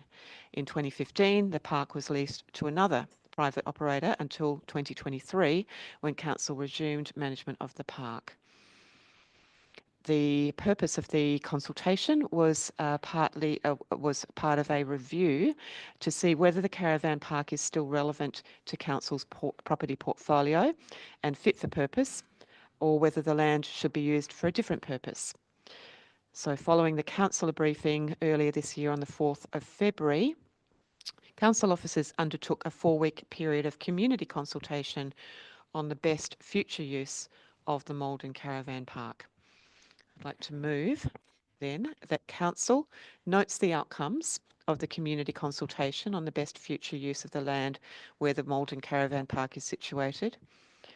2, approves Council officers to engage a suitably qualified and experienced consultant to investigate appropriate management models for the continued operation of the Malden Caravan Park, and notes that outcomes of this consultation will be presented to Council for a decision. 3, approves the expenditure from the 24-25 operational budget to support the above investigation, subject to approval of a carry forward. And 4, notes the budget allocation for the continued operation of the caravan park for the 25-26 financial year, while investigations are undertaken on appropriate management models. Thank you, Councillor Hastwell. Do I have a seconder? Thank you. And is there any opposition? All right. What is your question, Councillor Cordy? Really a question for Director New. In the recommendation there, we don't have an amount, and the if it's funded from surplus in the 24-25 operational budget, that could be a sizable amount. So yeah, it's really about and I can't see any requirement to report back. Like, basically, I understand what's happening there, but yeah, because it's not a specific amount, it concerns me a little bit. It seems a bit open-ended. Thank you, Mayor. Thank you, Mayor. I'm not sure of the exact question, Councillor Coddy. I would be very happy to feedback to Council as part of our regular processes for procurement and the monthly procurement summary to report on what the procurement of that services would be, if that is what you were suggesting we could do. Yeah, that'd be fine. It's just that it, when there's no specific amount, it's a bit open-ended. Thank you, Director. All right. Good. Oh, sorry, I forgot where I was up to. Any opposition? No. Okay. Councillor Hastwell, would you like to speak to your motion? Thanks, Mayor. And I'd like to express appreciation to, again, the officers, particularly Michael Lanier, Director of Infrastructure and Development, and also Property Portfolio Coordinator Lynn Williamson, and I think also Karen Evanet, who has had quite a lot of involvement with this, but also to the community engagement team who undertook a lot of the work with the consultation. I think it's an excellent report and gives a lot of detail about how people responded, what people thought was important about the Maldon Caravan Park, and also priorities for improvement so that the caravan park can actually flourish and can be an effective and viable accommodation option. It's clear that the community overwhelmingly supports the need for the caravan park to be retained as such. And there's also agreement that there needs to be a well-considered approach to effective management. I'd like to thank all who responded, all 298 respondents to the consultation. That's actually a pretty impressive number, and I think it gives us a sense of how strong the feeling is, and also how almost very, very closely to unanimous the response was from the community. So it's clear that it's not only Maldon residents who are in overwhelming support. The report does give some interesting breakdown.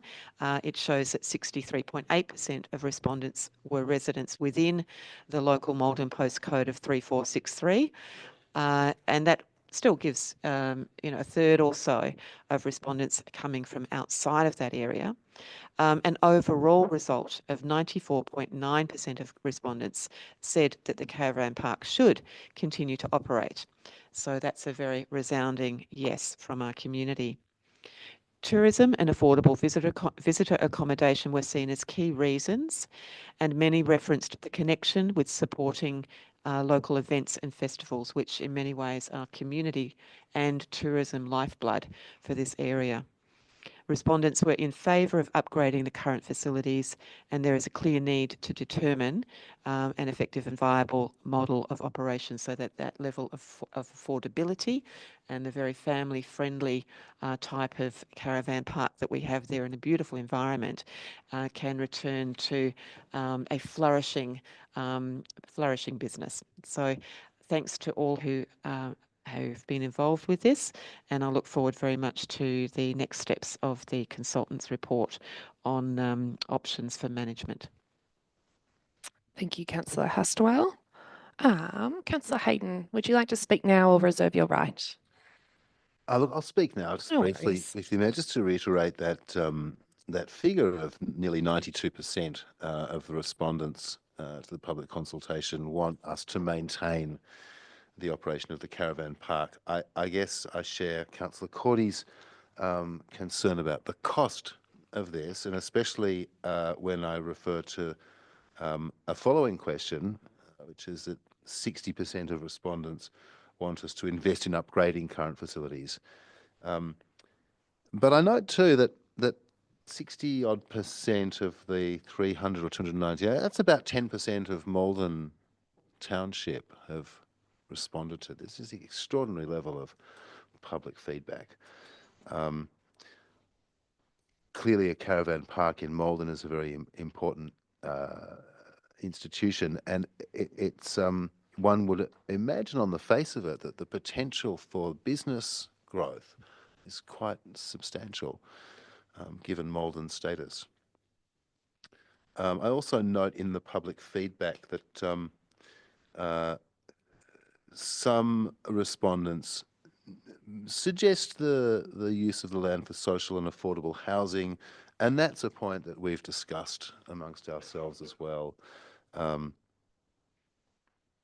yeah, thanks to the team who have brought this report together, and following on from Councillor Hassel, I commend this recommendation to the chamber.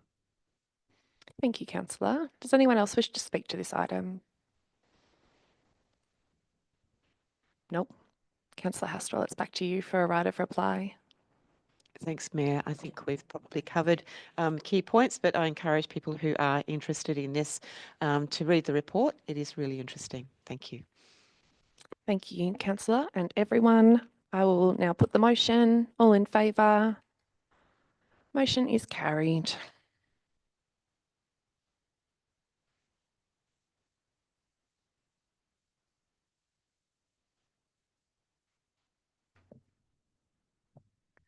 (9.4.3) Revenue and Rating Plan 2025 to 2029. Councillor Driscoll. Thanks, Mayor. The Local Government Act 2020 requires council to adopt a revenue and rating plan by the 30th of June following a general election, and it's the 17th of June, so we've snuck it in, which is great. The previous revenue and rating plan 21-25 was adopted at a meeting of council on the 15th of June 2021 and updated on the 2020, 22 and 23. The plan outlines decisions made by council previously via other mechanisms and compiles these decisions into one document intended to inform people who read it. The plan summarises council's approach to raising revenue, including the description of how council levies rates and charges.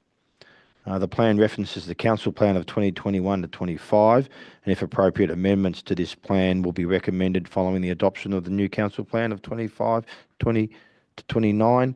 And Mayor, I'd like to move a motion that council adopts the updated revenue and rating plan 2025 to 29. Thank you, Councillor Driscoll. Do I have a seconder? Thank you. Any opposition? No. Councillor Driscoll, would you speak to the motion, please? Thanks, Mayor. Yeah, the revenue and rating plan is a requirement under the Local Government Act 2020, so we don't really have much choice, to be honest. This plan has been generated using the template provided by the local government finance professionals. It's called FinPro, and the plan aims to inform the reader how council will generate income to finance the strategic objectives of the council plan.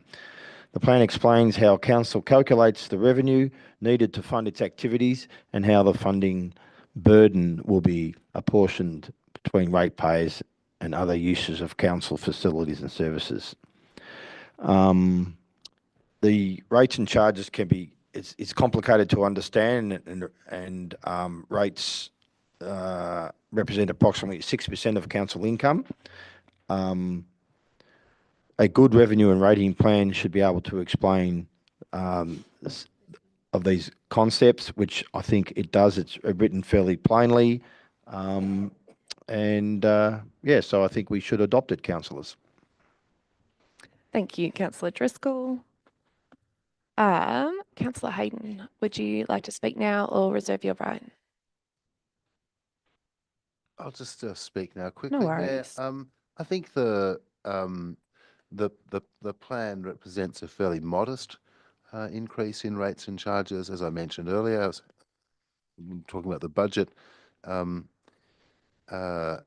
Happily, we're not applying to the state government to exceed the fair go rates cap. There are some increases to some charges, and I think Councillor Driscoll has made the key point that we don't really have much of a choice but to adopt this. We need to do this, and again to acknowledge all the work of Corporate Services Director Julie Landy and of course Keith Caldwell, Manager of Finance, for all their work behind this. Thank you. Thank you, Councillor Hayden. Does any other councillor wish to speak to this item? Councillor Cordy. Thanks, Mayor. Look, the revenue and rating plan, it's pretty straightforward. Explains how the rates are worked out, but it's based on a major piece of work, which is the rating strategy, which each council looks at during the term, and it's a little while since we looked at that, but it's a major piece of work. The reason I'm mentioning that is a few people from the farming community have said to me, "Oh, well, why can't we fix up the rates to give farmers some adjustment to compensate for the emergency services volunteer fund increases, which seem to disproportionately hit farmers. And I've explained to them about how the rating strategy works. It's a major piece of work, and yeah, sort of it really you don't fix one problem by creating another problem. So it's not really the correct approach. So yeah, I'm happy to support the revenue and rating plan. Thank you, Mayor. Thanks, Councillor Cordy. Other councillors wish to speak to this item? No. Then, Councillor Driscoll, back to you. Nothing further to add, thanks, Mayor. No worries. Thanks, everyone. I will put the motion. All in favour? That's all of us. Motion is carried. We have been going for over 2 hours now. We have hit the trigger where we're allowed to take a break if we would like. I'm okay to keep going, but I thought I'd ask, does anyone want to have a break?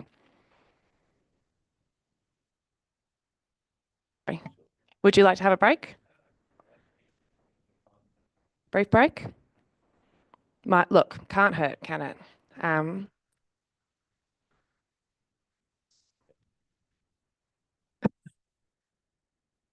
Let's keep. Councillor keep pushing Driscoll. on. All right. can do it. Who wants to Handle it. keep going? Who wants to have a break? Who didn't vote? Well, that's unhelpful.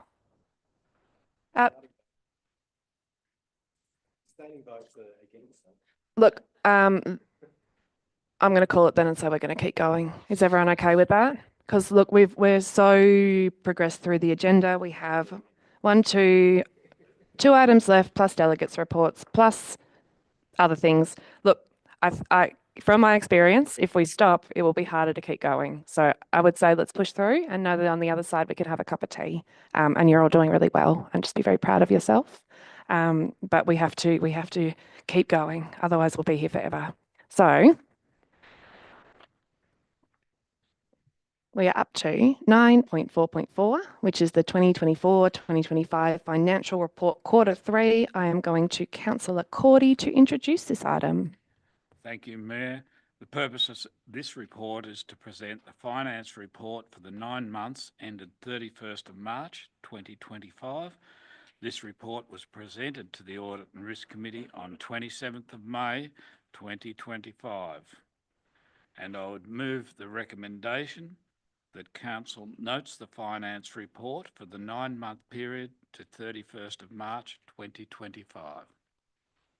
Thank you, Councillor Cordy. Do I have a seconder? Fantastic, Councillor Driscoll. Any opposition? No, that's also good. Councillor Cordy, would you like to speak to your motion? Just briefly, Mayor, and I think it's important to note that we're less than 2 weeks away from the end of the financial year. So, look, this report, we went through it in detail at a briefing, and it shows we're tracking quite well. So there's not going to be any surprises at the end of the financial year, I believe, and we're going okay. So I'd commend this report, and I'd like to acknowledge Director Corporate Services Julia Landy and Manager Finance Keith Caldwell, and all of our great team here at Mount Alexander Council that have contributed to this result. Thank you. Thank you, Councillor Cordy. Councillor Driscoll, speak now, reserve your right. I'll speak now, thanks, Mayor. Go for it. Look, the finance report provides a snapshot of the year-to-date financial performance for the 2024-25. This one's particularly to the 31st of March 2025. And it includes adopted amounts for carry forward projects, capital projects, special projects and operating items. It gives a concise summary of the financial performance against Council's budget for the period. So it keeps everybody honest, and it allows the situation where the councillors can grill the management and CEO on anything that's outside those guidelines. So that's great. Thanks, Mayor. Thank you, Councillor Driscoll. Any other councillors wish to speak to this item? Nope. Councillor Cordy, back to you. Thanks, Mayor. I think it's all been said, but we've got a fantastic finance team and they give us a lot of confidence when we read the reports that they're right and yeah, top marks. Thank you. Thank you. All right then, I will put the motion. All in favour? That's all of us. Motion is carried. You can see that as we get tired, we become a little bit less chatty, even me.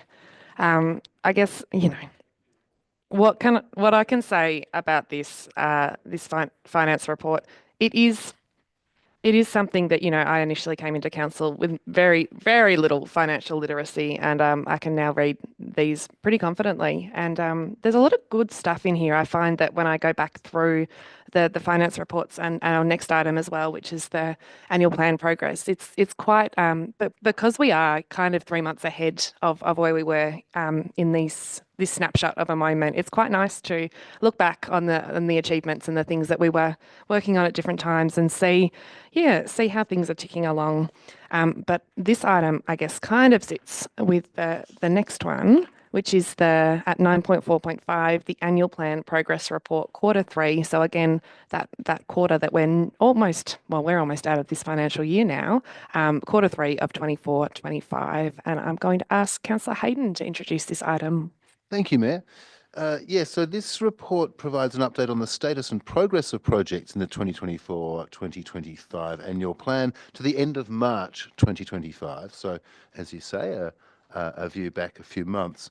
The recommendation is that Council notes the annual plan progress report 2024-2025, Q3.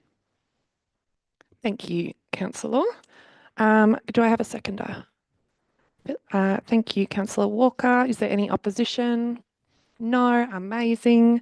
Then, Councillor Hayden, would you like to speak to the motion? Thank you, Mayor. Yeah, and again, the season of Keith and Julie rolls on. Big thanks to Keith Caldwell and to Julie Landy and to the entire executive team and CEO for their attention to detail in this comprehensive report. The annual plan outlines the actions for this financial year that will be implemented as priorities from the council plan 2021 to 2025. The quarterly progress report is prepared to inform councillors and the community on progress against agreed actions. So this is the final year for that council plan 2021-2025, and this is the penultimate quarterly report on that final year of annual plan. Projects that are not completed by the 30th of June 2025 or Q4 will need to be considered as part of the Council Plan 2025-2029 process if they are to continue beyond 30th of June. But as we look through the attached annual plan Q3 progress report, you'll note that the progress is really advanced well beyond the 66% or 75% one would expect if we average out the progress as a percentages on the projects identified in the report, then it sits over that 75% threshold of being 3/4 of the way through 2024-2025 annual plan year. So once again, hats off to Keith Caldwell and Julie Landy and that whole finance team for managing these projects, the financing of these projects. And it is heartening to note that we, according to this report, appear to be well on track at meeting those key objectives from that soon to be closing council plan of 2021-2025. Thank you, Mayor. Thank you, Councillor Hayden. And Councillor Walker, would you like to speak now or reserve your right? I'll reserve my right, Mayor. No worries. Anyone else wish to speak to this item? I did not think you would be reserving your right for very long, Councillor Walker. It is back to you. Thank you. I think probably because people all over it and endorsing Councillor Hayden's comments, and just to briefly highlight some of the achievements, the Campbell's Creek walking and cycling trail, which at the end of March was 95% complete, the My Aged Care specialisation 100%, the carbon offset strategy 100%, the Wesleyan Church refurbishment at the end of March was 95%,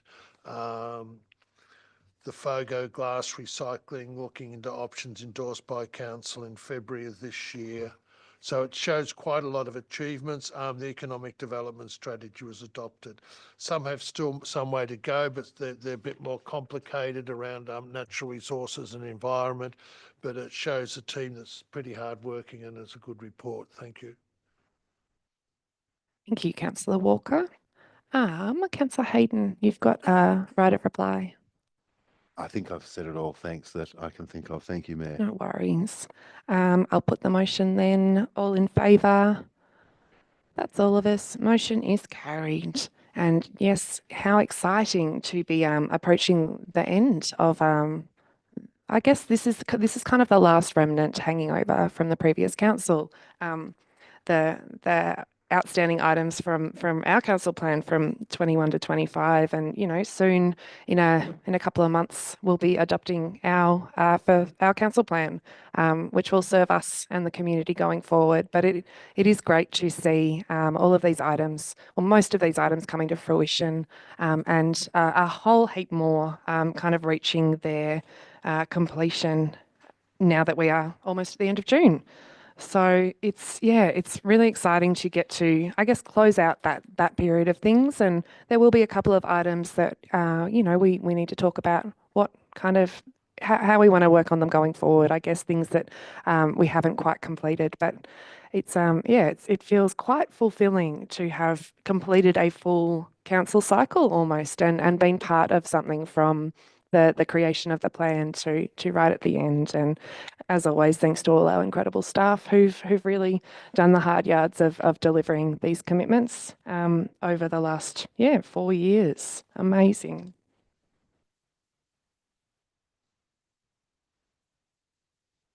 Oh my gosh, we are here at item 10.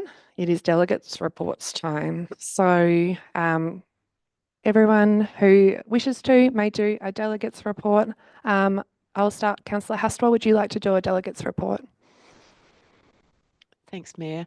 Just a couple of things I wanted to highlight from the last little period. Maldon Cycling Club launched their 17 gravel rides booklet. I didn't bring it with me, I meant to, but I was invited to assist with the launch of that on Sunday. Again, a fabulous example of a local group that is resourceful, skilled, knowledgeable, and really committed to sharing that knowledge. One of the things that I particularly love about the booklet is it celebrates not only the joys of cycling, but encourages people to stop and look around. So even for a non-cyclist, it's a very inviting document with beautifully detailed maps, but talks about some of that variation and diversity in the local landscape, which in that area is quite extraordinary. Granite boulders and very diverse, biodiverse flora, and so encourage you to buy it. It's going to be on the bookshelf soon, including at the Visitor Information Centre in Castlemaine and Maldon. So well done to those people who've volunteered their time and their skills and knowledge. I was going to also talk about the First Peoples Assembly meeting, but I think there's another councillor who's going to cover that. So that will probably do me for now. Oh, one other thing I did want to also celebrate again in Maldon, the fabulous Maldon Portrait Prize, which is really amazing and is funded philanthropically through a local resident, and outstanding work, really interesting at Cascade Gallery. Again, a cultural treasure in Maldon. The opening, the launch, and the award announcement was absolutely packed. That cultural vibrancy is one of the things that I think makes our Shire very special. Thank you. Thank you, Councillor Hastwell. Councillor Driscoll. Delegates, sorry. Councillor Maddock. Thank you. Thank you, Mayor. Just firstly wanted to just highlight something that's happening right now, which is the Walk for Truth, which is a York Justice Commission initiative, which has been going on for 2 or 3 weeks, I think, and it's concluding tomorrow at Parliament House with the delivery of the of their final report. I think this is a really significant thing, and I had the honour of travelling out to Gunditjmara country out in Portland for the first 2 days of this walk, maybe 2 or 3 weeks ago. But this summer night time's getting a bit weird. And it was, yeah, it confirmed to me, and so this is being led by Deputy Commissioner Travis Lovett. Out in Gunditjmara country is his country, so there's a lot of his family, and the speeches were sort of speaking directly to that point. It's the first point of colonisation where the Henty brothers first established the first permanent settlement in Victoria. So a symbolic and important walk. And I was out there again on Sunday in Boonwurrung country in Werribee, where it's fast making its way to Parliament. So it's going to be, it's a big day and a significant day tomorrow. It's a really significant report. And I think it's at 11 o'clock. So if you can make it on the train down there, I'd highly recommend that. On a similar theme, the First Peoples Assembly Victoria were in Castlemaine also on Sunday night. It was a busy day for me. As it was for a lot of people, for their treaty yarning circle. It was wonderful to see the level of the support in the community and interest, and that was a really vibrant and important conversation of I guess we're going to be hearing a lot more about this, and it's a good way of sort of getting out in the community that it's something we should be listening, and personally I'm very much behind this. I think the benefits of anything that supports self-determination and closing the various inequality gaps is really important, and I think this is a good step in that direction. Thank you, Mayor. No worries. Thank you, Councillor Maddock. Councillor Cordy? Thanks, Mayor. Just briefly, on behalf of local farmers, we've had 37 mil of rain locally, which is great news. On drought support, the state government have announced increased levels of drought support, but their website doesn't work. And I've had a couple of goes at it, and that was reported on the ABC on the wireless today. So it's pretty well accepted that their system's not working. The federal government have announced more funds for rural counselling. We understand the suicide problems in the farming community, but more counsellors is not what farmers want. Farms are complex businesses. Farmers are desperate for greater understanding from government. Thank you, Mayor. Thank you, Councillor Cordy. Councillor Hayden? Thanks, Mayor. And yeah, it was very heartening at the First Peoples Assembly yarning circle at the bowling club to see that level of support in Castlemaine. I think it's noteworthy to acknowledge that it is the first such yarning circle in support of a local treaty, as Jara or Djadjawurrung community are the first organisation to be seeking to strike a treaty. That's an interesting point. I was lucky to attend with Councillor Walker Castlemaine Safe Space in their relatively new digs down there on the corner of Mostyn and Union Street, and it's fantastic to think what that organisation has done in such a short space of time. Since I remember them when they were sharing some space at the community house, and how that organisation has grown, and to hear some of the feedback from some of the volunteers there about not just the numbers of people and the kinds of impacts that an organisation like that has, but also the distance people are coming from to attend that safe space. People coming from Melbourne, it's quite extraordinary.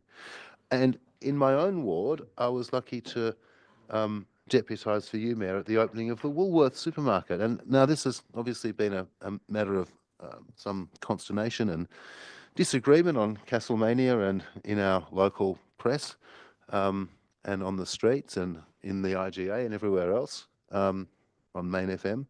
But it was really lovely down there just to see the sheer joy and ebullience of a new business opening. There's something really special about the opening of a business, something so optimistic and joyful.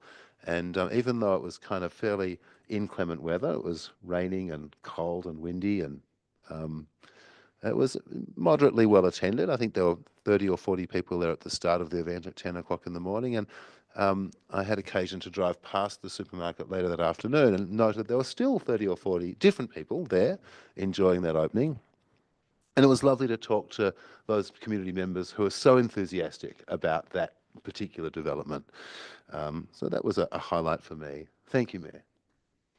Thank you, and thank you for stepping in for me on that day. I've only braved the new supermarket once, and it's strange.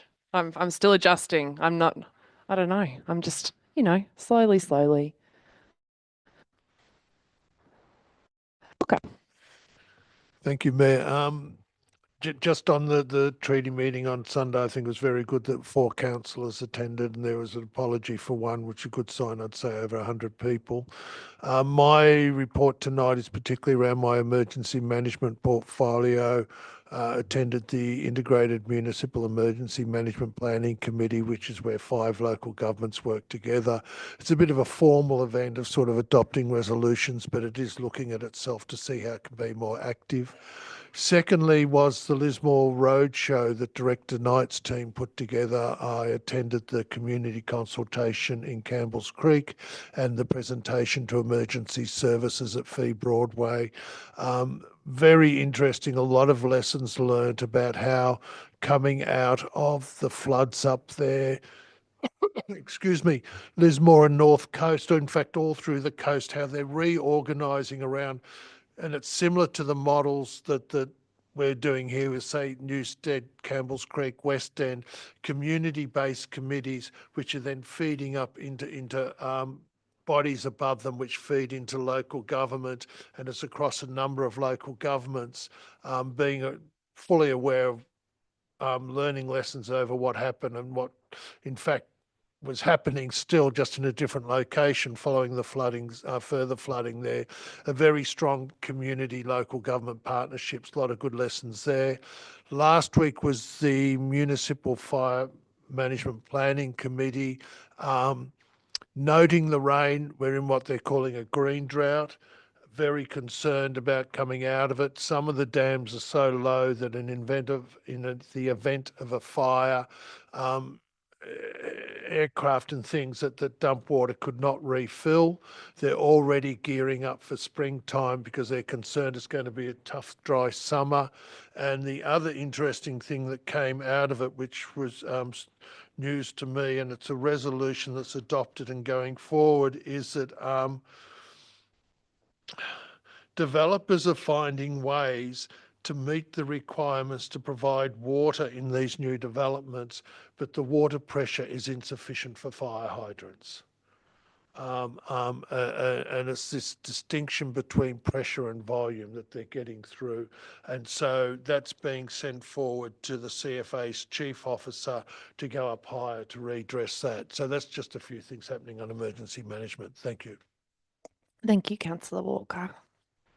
All right. Everyone's had a go. All right, I'll go now.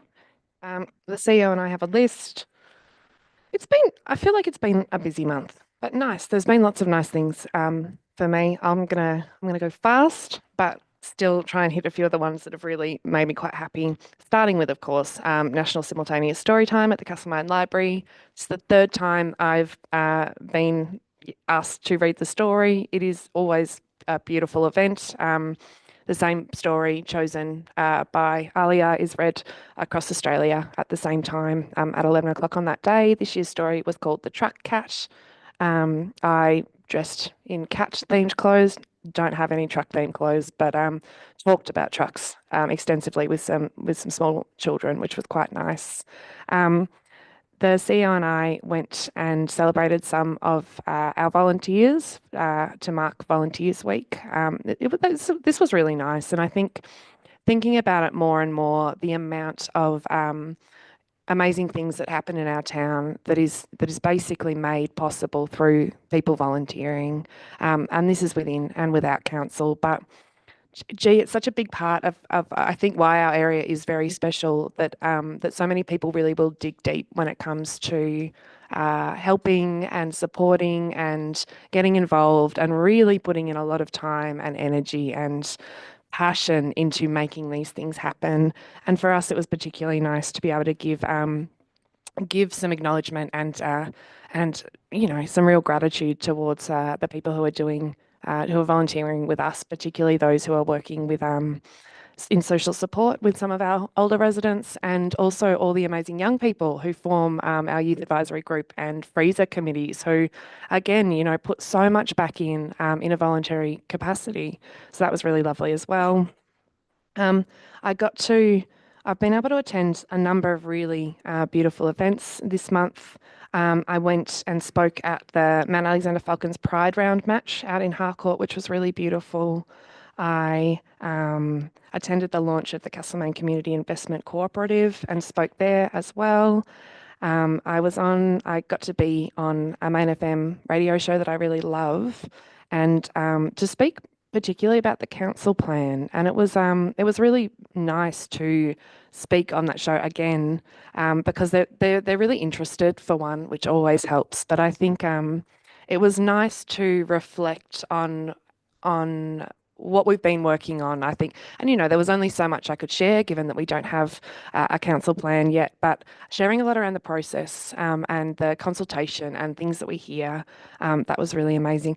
And some guy who is friends with one of the hosts had written a song about the previous council plan, kind of. Anyway, it's worth a listen. There's a bit in it that goes, "Rosie, would you lend me an ear?" And I was particularly chuffed about that bit. I didn't go to the opening of the Woolworths because, well, the Thursday opening we weren't invited to. Marie Edwards was invited, Lisa Chesters was invited, but not us. I was there anyway, doing a TV interview where I said, honestly, very little. But I was, it was amazing to see the buzz and to feel the buzz. I definitely stood in that building though and went, this cannot possibly be Castlemaine, quite a number of times, just because the juxtaposition, I think, is very new.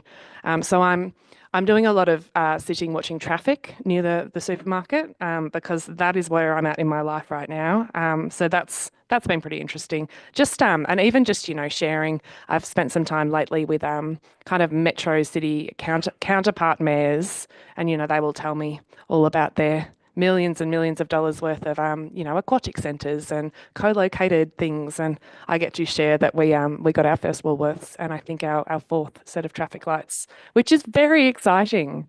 But it's it really highlights the differences we experience as a more rural shire. I helped open the Castlemaine Jazz Festival. That was really beautiful. Again, I tried very hard to not say that at one point in my life I had hated jazz. I did end up saying it, but I talked a lot about how, much like a community, jazz is not just one thing. And there are parts of jazz that I can learn to love. So that went down quite well. I got to flip the coin at the main game for, I think, about the 5th or 6th year in a row. I got tails for the 5th time. So they're beginning to feel like I may be somehow tampering with the coin. I'm not. I think it's just more likely to land that way. I also, on the weekend, opened the Victorian Association of Photographic Societies Convention, which they were hosting here in Castlemaine this year. That was an interesting one because I couldn't get my printer to work, and I left my phone at home, so I really had to wing a speech that morning. And it was really nice to connect with such a lot of photographers, and then wander over to the town hall where all the different camera clubs and photographic societies had photos. And I wandered around with the kids. I made the kids come, and we were really blown away by, I forgot how incredible photos can be. So that was really, really special. I think the last two that, one of them is, it's a big day, and it's one that I think council is a part of every year, and the mayor is a part of every year, which is Sorry Day. So part of our commitment and part of our MOU with Nalderun is that each year on Sorry Day, the mayor of the time will do a mayoral reflection and I guess chat with Kath Koff a little bit beforehand and kind of, yeah, I don't know, it's that real reflection and sharing. It was really nice this year. The theme of Sorry Day and Reconciliation Week was bridging now to next, and the way Kath and I talked a lot about how to kind of interpret that, and where we landed was what has council done and where is council at right now, and what are your intentions going forward? And I think there is sometimes a perception, again, often in fact a perception that council is not doing enough.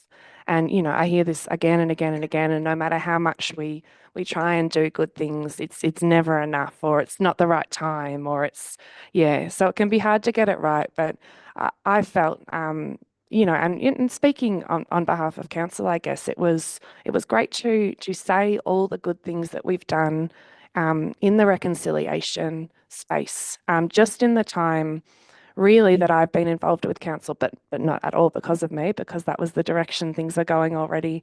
It's a lot, and I know that the acknowledgement there is that there's always more that we can be doing, and I think these things with the local treaty with the Dja Dja Wurrung people, we're still not sure what our place will be in that. But when I kind of spoke to all the work council has done in the reconciliation space, and particularly, I grew up here.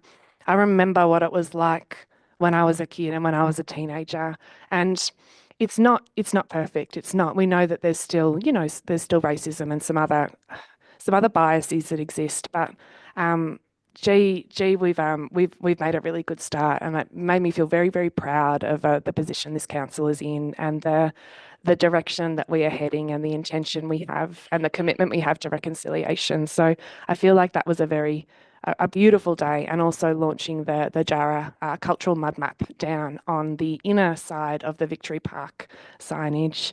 The last one I would like to mention is that, as part of the council plan consultation process, I got out and about with kinder kids and school kids and had just an excellent time, honestly. The Karinya kids decided that they would like to, in return, pay me a visit in my office. So a couple of weeks ago, I was lucky enough to have, I think, 16 3 and 4-year-olds visit me in my office, and then I released them into the chamber and showed them how the chairs go up and down, showed them how the screen comes down from the roof, and then made the mistake of turning on the mics, which they then just screamed into, I will say. So it was quite an experience, but they thought council was very cool. I was worried about not having things to give them. I ended up giving them sticky notes, and they thought that was the best. But I do like inviting young people into council and showing them that it's basically saying you could be here one day if you would like. You could sit at the head of this table and be part of making the decisions that we make. So that is my month. CEO. Thanks very much, Mayor. Just two from me. First of all, on behalf of all of the staff in the organisation, councillors, congratulations on your first budget together. As some of the other councillors said who've been around for a little while, this one was hard, and it was certainly the hardest one that I've seen. The pressure on both sides of the equation, the revenue as well as the expenditure expectations in the community, I think they are certainly more than I've seen in my time here. So congratulations on finding a way through that and coming up with a really balanced budget that you've all been able to sign up to. So well done. And from the organisation's perspective as well, and the executive's perspective, thank you for the way that you worked with us through that process. We really appreciate the respect and the amount of listening that you have to do in that process to find out all the different elements for your consideration. So thank you for staying with us and for all of the time that you put into that. And can I say just thank you to not just the corporate services director and the finance team, who do play the absolute pivotal role in bringing all of this process together, but both of the other directorates and people within the corporate services directorate. They all put a lot of time into this. Staff really start this process in about September, so we're excited that it's almost budget time for us again. And many staff across all of the directorates are going to start coming up with their ideas and developing things for you to think about in about probably 6 or 7 months' time, I think. So thank you to all of you directors and all of your staff for the huge amount of work that I know you put in over about a 9-month period to assist the councillors in that process. So thank you. The other one, just in celebrating things, Mayor, wanted to mention this one. It's been sitting pride of place for the whole of the meeting. That is our latest award. I say latest because we have got a fair collection actually. This one was for winner of the Community Assets and Infrastructure Projects $5 million and under category at the very recent Local Government Professionals Awards for Excellence. And we won that for the Norwood Hill Recreation Reserve Playground and Youth Space, which I know everyone is very pleased about and very proud of around this table, but also throughout our organisation. It's you hear us talk a lot about delivering together. This is a real delivering together project. I think there's staff from all 3 of the directorates who contributed to making this project happen. Absolutely led by the recreation and buildings team in the facilities, in the playground, but also led by the economy and culture team in the development of the Indigenous art that is up there now, and also a huge amount of support from the community engagement team in the corporate services group, as well as quite a few of you throughout the process of developing that design, and of course a lot of the community up in the Norwood Hill area. So that is what we're talking about when we go on about delivering together. It's everybody coming together to find a way to help each other get their work done and to do it as best as possible. So really proud of this one, I must say, not just because it's a fantastic facility, but because of the way that our organisation comes together and gets things like this done. It's pretty exciting, Mayor.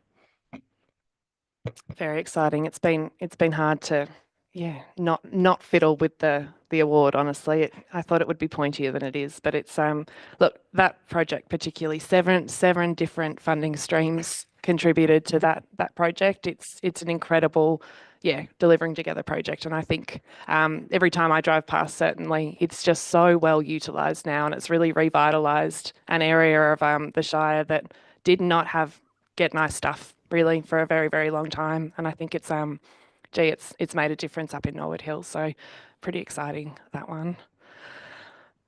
All right, we're almost there. It's happening. 11, notices of motion, and 11.1, notice of motion 2025/001, notice of, it says it again, Emergency Services Volunteer Fund. Councillor Walker, this is yours. Would you like to first move your motion, and then we'll go from there? Yep. Thank you, Mayor. This motion follows on from one we adopted in March 2025 concerning the Emergency Services Volunteer Fund. I'm moving that Council 1 calls for the Emergency Services Volunteer Fund, the ESVF, to be placed in moratorium and a public inquiry held into its impact on Victorian residents, especially farmers, business and residents, and on councils, along with future requirements of emergency services, that this inquiry should investigate the most fair and equitable approach to adequately funding emergency services. 2, should the Victorian Government remain unwilling to place the ESVF into moratorium, Mount Alexander Shire Council calls upon the Victorian State Government through the State Revenue Office to collect the ESVF themselves and exempt local councils from the burden of administration, collection and debt recovery. And 3, directs the Chief Executive Officer to send this resolution to the state members for Bendigo West and Macedon Ranges, the Victorian Premier, Treasurer, Municipal Association of Victoria, Victorian Local Government Association, Rural Councils of Victoria, United Firefighters Union and the Victorian Farmers Federation. Without talking to the motion itself, I would note the call for a moratorium comes from the United Firefighters Union. The point 2 has been adopted by many councils across the state. And for the moment, I'll put it just there, Mayor. Thank you, Councillor Walker. Do I have a seconder for this motion? Councillor Hayden, thank you. Is there any opposition? Councillor Maddock. Thank you, Mayor. I'd like to propose an amendment to this motion. No worries. What is your proposed amendment? It's essentially to remove the call for a moratorium from this motion. Otherwise, it stays materially the same. So it'd be one, calls for a public inquiry held into its impacts on the Victorian residents, especially farmers, businesses and residents and councils, along with the future requirements of emergency services. This inquiry should investigate the most fair and equitable approach to adequately fund emergency services. 2, Mount Alexander Shire Council calls upon the Victorian State Government through the State Revenue Office to collect the ESVF themselves and exempt local councils from the burden of administration, collection and debt recovery. 3, directs the Chief Executive Officer to send this resolution to the state members for Bendigo West, Macedon Rangers, Victorian Premier, Treasurer, Municipal Association of Victoria, Victorian Local Government Association, Rural Councils of Victoria, United Firefighters Union and the Victoria Farmers Federation. Thank you, Councillor Maddock. Councillor Walker and Councillor Hayden. Councillor Maddock has proposed an amendment to remove any mention to a moratorium, but leave the rest as is. Do you accept his amendment? No, I don't, Mayor. And Councillor Hayden? I don't think No, I think I'd like to stick with the original. No motion. worries. All right, then Councillor Maddock has proposed an amendment. He will need a seconder to proceed. Do I have a seconder for this amendment? I don't think I do. I'm sorry, Councillor Maddock. No, there will be no amendment. Okay. Apart from that, is there any opposition? No, then Councillor. Oh, thank you, Councillor Maddock. Councillor Walker, would you like to speak to your motion? Thank you, Mayor. Since the Emergency Services Volunteer Fund's been announced and the legislation's been passed, there's been growing opposition across many councils to its implementation and what's being done about it. There are a wide range of views. This council's adopted a resolution, as have other councils, and other councils have adopted a second resolution, as is this one. To talk to it specifically,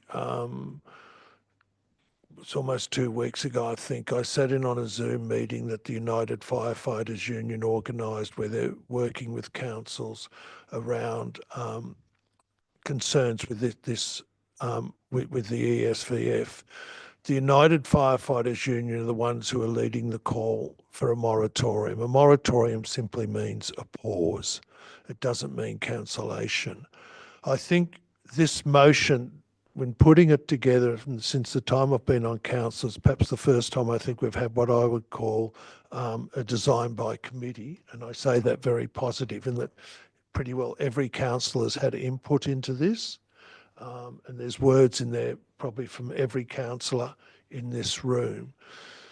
As with many councils or councillors across the state, within this room, there are councillors who are fundamentally opposed to the ESVF, and there are councillors who agree or consider that the state government has the right to raise funds around emergency services, and we have managed to find unity around that word moratorium, in that sense representing all of council for a public inquiry. I think if the moratorium, and I'll talk more to the motion, but I think that word moratorium is not there, it just takes any weight or pressure off the state government. The United Firefighters Union is a workers' union representing firefighters in metropolitan and urban areas, and it has been a very strong voice on this. And by adopting it in this format, we are uniting with other councils, not only within ourselves, but within the United Firefighters Union and with other councils on this issue. We are aware that there are severe financial implications on councils over this. Some are suggesting that it has the potential, we haven't gone there. We note the financial implications, some suggesting it has the potential to possibly bankrupt councils, because if there is a boycott on paying the volunteer fund, then councils still have an obligation to put a proportion of that across the state governments. And we've just adopted our own budget. We know how tight finances are. particular concern around it is the inequitable nature of it, and in that regard on our farming community. Some of the resolutions adopted have referred to farmers in drought. We have decided not to use that because at some point the drought will break, but the inequitable financing or fundraising arrangements with that will continue to apply. We have noted that we are in a climate emergency that will lead to increased demand on emergency services. So in principle, as I said, I am one who thinks the state government has the right to raise money to deal with that. It's the question of how they're doing it. The natural and extreme weather events will hit urban areas just as much as it does rural areas. And in that way, any funds raised needed to be equitable. But because council is in at the forefront of having to do this on behalf of state government, it puts us in a conflictual relationship with residents, as I said, especially if they are unable or unwilling to pay it, which is the point around point 2. So in moving this motion, we're hoping that 1, it has our unity, 2, it's being part of the collective voice with the United Firefighters Union and other councils, and 3, it's trying to get the state government to do something much more fair and just around the way it raises money for emergency services, and we are letting we're letting relevant people know that. Thank you. Thank you, Councillor Walker. Councillor Hayden, would you like to speak now or reserve your right? I'll reserve my right. Thank you, Mayor. No worries. Do other councillors wish to speak to this item? Councillor Maddock? Thank you, Rosie, and thank you, councillors. Look, I've got a lot of sympathy for the concerns raised by you, Councillor Walker, and also for the farming community. There's definitely issues with how this has been pursued, and potentially with the form that we have in front of us, and we're rolling out. I think where I've come to with this motion is that I just can't accept that a moratorium is the best way forwards. And I think the major concerns here, well, there's a lot of concerns, but the major concerns here are the effects on council, and I think a more fitting thing for this would be assurances from the Victorian government that councils will not be out of pocket for this. Secondly, for farmers and the disproportionate effect the increases are having on them, and the potential inequitable collection of tax from farmers is really concerning. Noting that there's a 12-month pause on this, I think it gives time to reflect, especially if there was an inquiry. It gives time to reflect on how inequitable this is and what the remedies may be, which I know can come at any time. That the variable rate, which is the most substantial part of this tax, is it can be adjusted by Treasury at any point, so that the inequalities can be addressed at any time. And I hope they would be before that 12-month pause on farmers is up. I think what I come to, which is probably not a popular position right now, is that we need to raise revenues, and that tax done well and properly is not a bad thing. We're in a climate crisis. We're seeing more frequent emergencies. They're costing more. We need more funding to our emergency services. It needs to come from somewhere. So my primary concern with the moratorium is that it's a 12-month pause. It's 12 months, and I need to speak to some of the figures in here as well. It's 12 months where these additional funds aren't being collected, and I understand that these are additional funds. I know we've quoted, or Councillor Walker has quoted in the rationale that some agencies are claiming there'll be funding cuts. And I can't speak to that specifically, except that in the Government Gazette, where they reported the additional funds that we raised off this, it is more than the than the budgets or the proportions of the budgets of the frontline emergency services that have previously been created. So this does represent a increase to frontline emergency services in the country. It also comes with some assurances. So we know that every cent of that is going to frontline services, which was not the form of the original proposition by the state government. This is a positive change. There's also significant fleet renewal that is part of this as well, which will not happen in these 12 months if there's a moratorium. So I'm not vehemently opposed to the proposition in front of me. I just think I think the moratorium is shy of what I can find acceptable. But I've got a lot of sympathy for the concerns and the hardship this is creating for people. Thank you, Mayor. Thank you, councillors. Thank you, Councillor. Does anyone else wish to speak? Councillor Cordy. Thanks, Mayor. Look, I'd just say a special thank you to the councillors and staff for putting this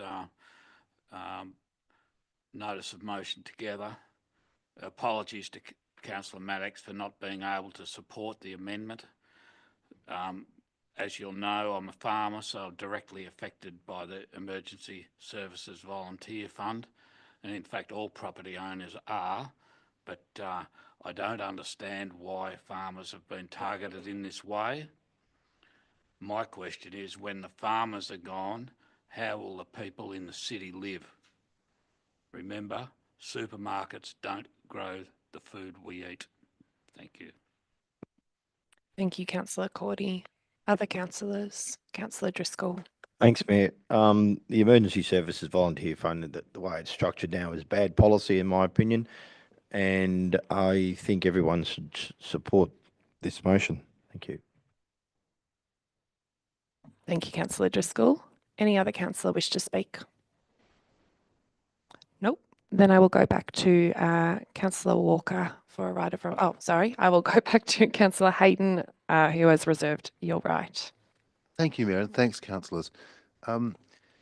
Just to go back a step, so this motion this time was proposed by Councillor Maltby, who sadly can't be with us tonight. And in drafting this up, Councillor Walker and I have tried to craft a motion which can be adopted by us all. We've emphasised in the, well, actually, to go back a step further, the March statement that the CEO sent out earlier this year is very clear in the ordering of our concern, right? Now, our concern for the welfare of our farming communities, but also our business and industrial sector and residents, and then the administrative burden it places on us, and then the potential reputational damage to us over misunderstandings in the community about who's charging this levy, because it's us who are.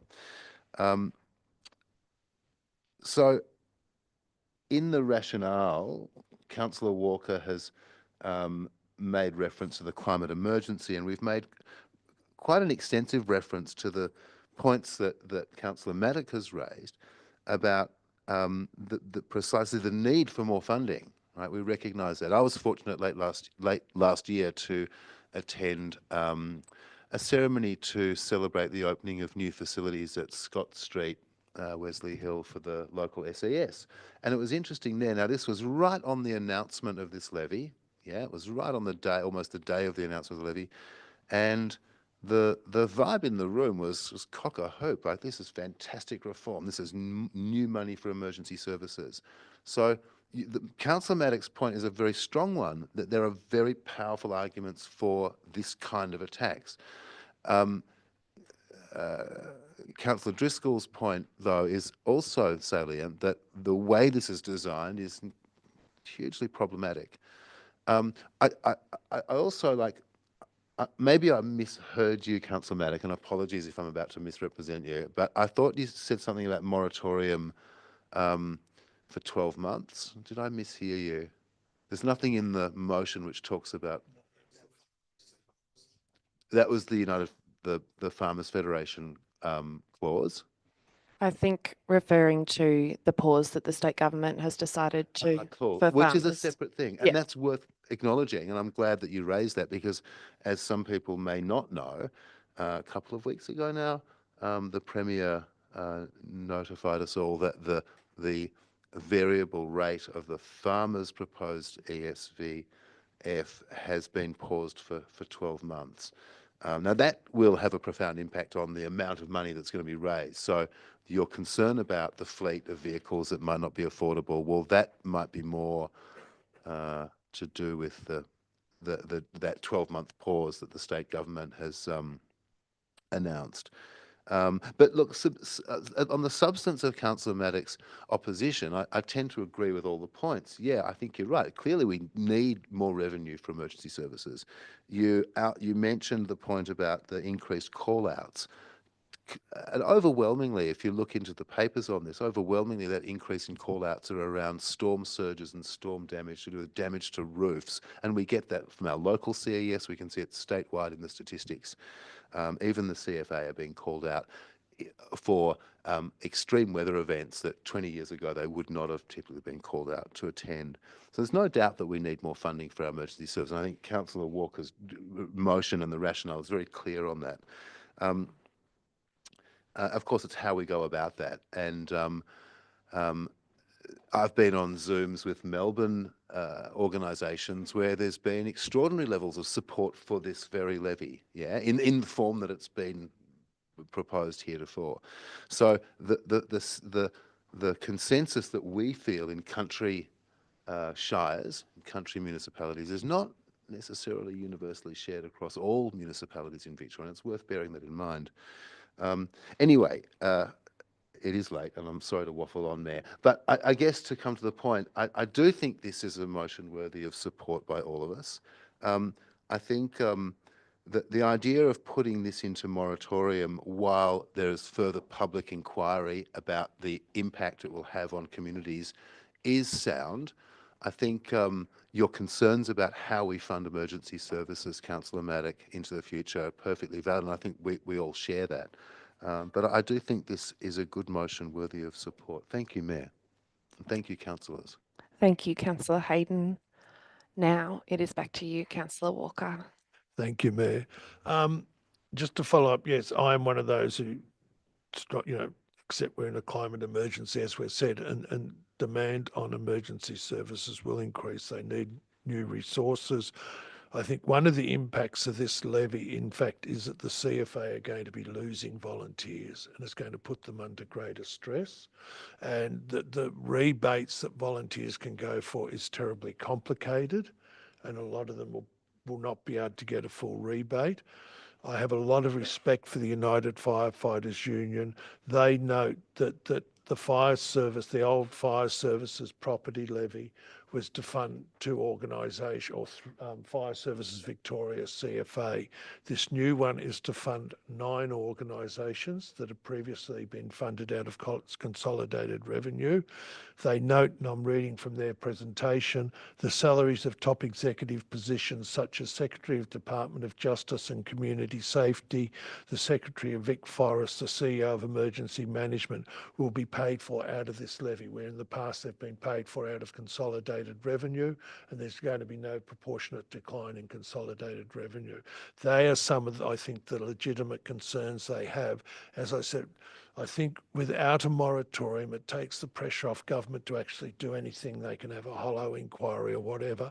A moratorium is what the UFU is calling for. I respect them on that. We do want to get proper funding in place. We have to, but let's make sure it's done correctly. And as I said, this motion has been a lot of consultation and discussion between councillors to bring it together, as I think we come from a lot of different perspectives. And so in that sense of us having worked to achieve this, I would request it be endorsed. Thank you, Mayor. Thank you, Councillor Walker, and thank you to all councillors for your consideration and the way you've spoken to this. I know that we've all been talking about it quite a lot and thinking about it quite a lot, and the different impacts on different members of our communities. But yeah, thank you for Thank you for giving this item the attention that it deserves. I will now put the motion. All in favour? And against? Motion is carried. Thanks, everyone. Call for a division, please, Mayor. Certainly. So I will repeat, all in favour. That is Councillor Cordy, Councillor Hayden, Councillor Walker, Councillor Hastwell, Councillor Driscoll and myself. All against, Councillor Maddock. Thank you, everyone.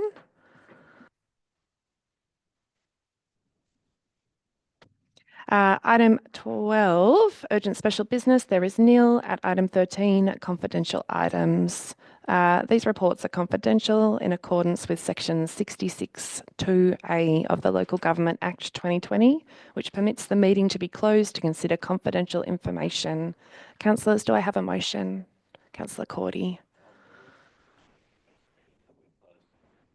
And a seconder? Councillor Hastwell, thank you. All in favour? That's all of us. Motion carried, and we will now close this meeting. Thank you, everyone.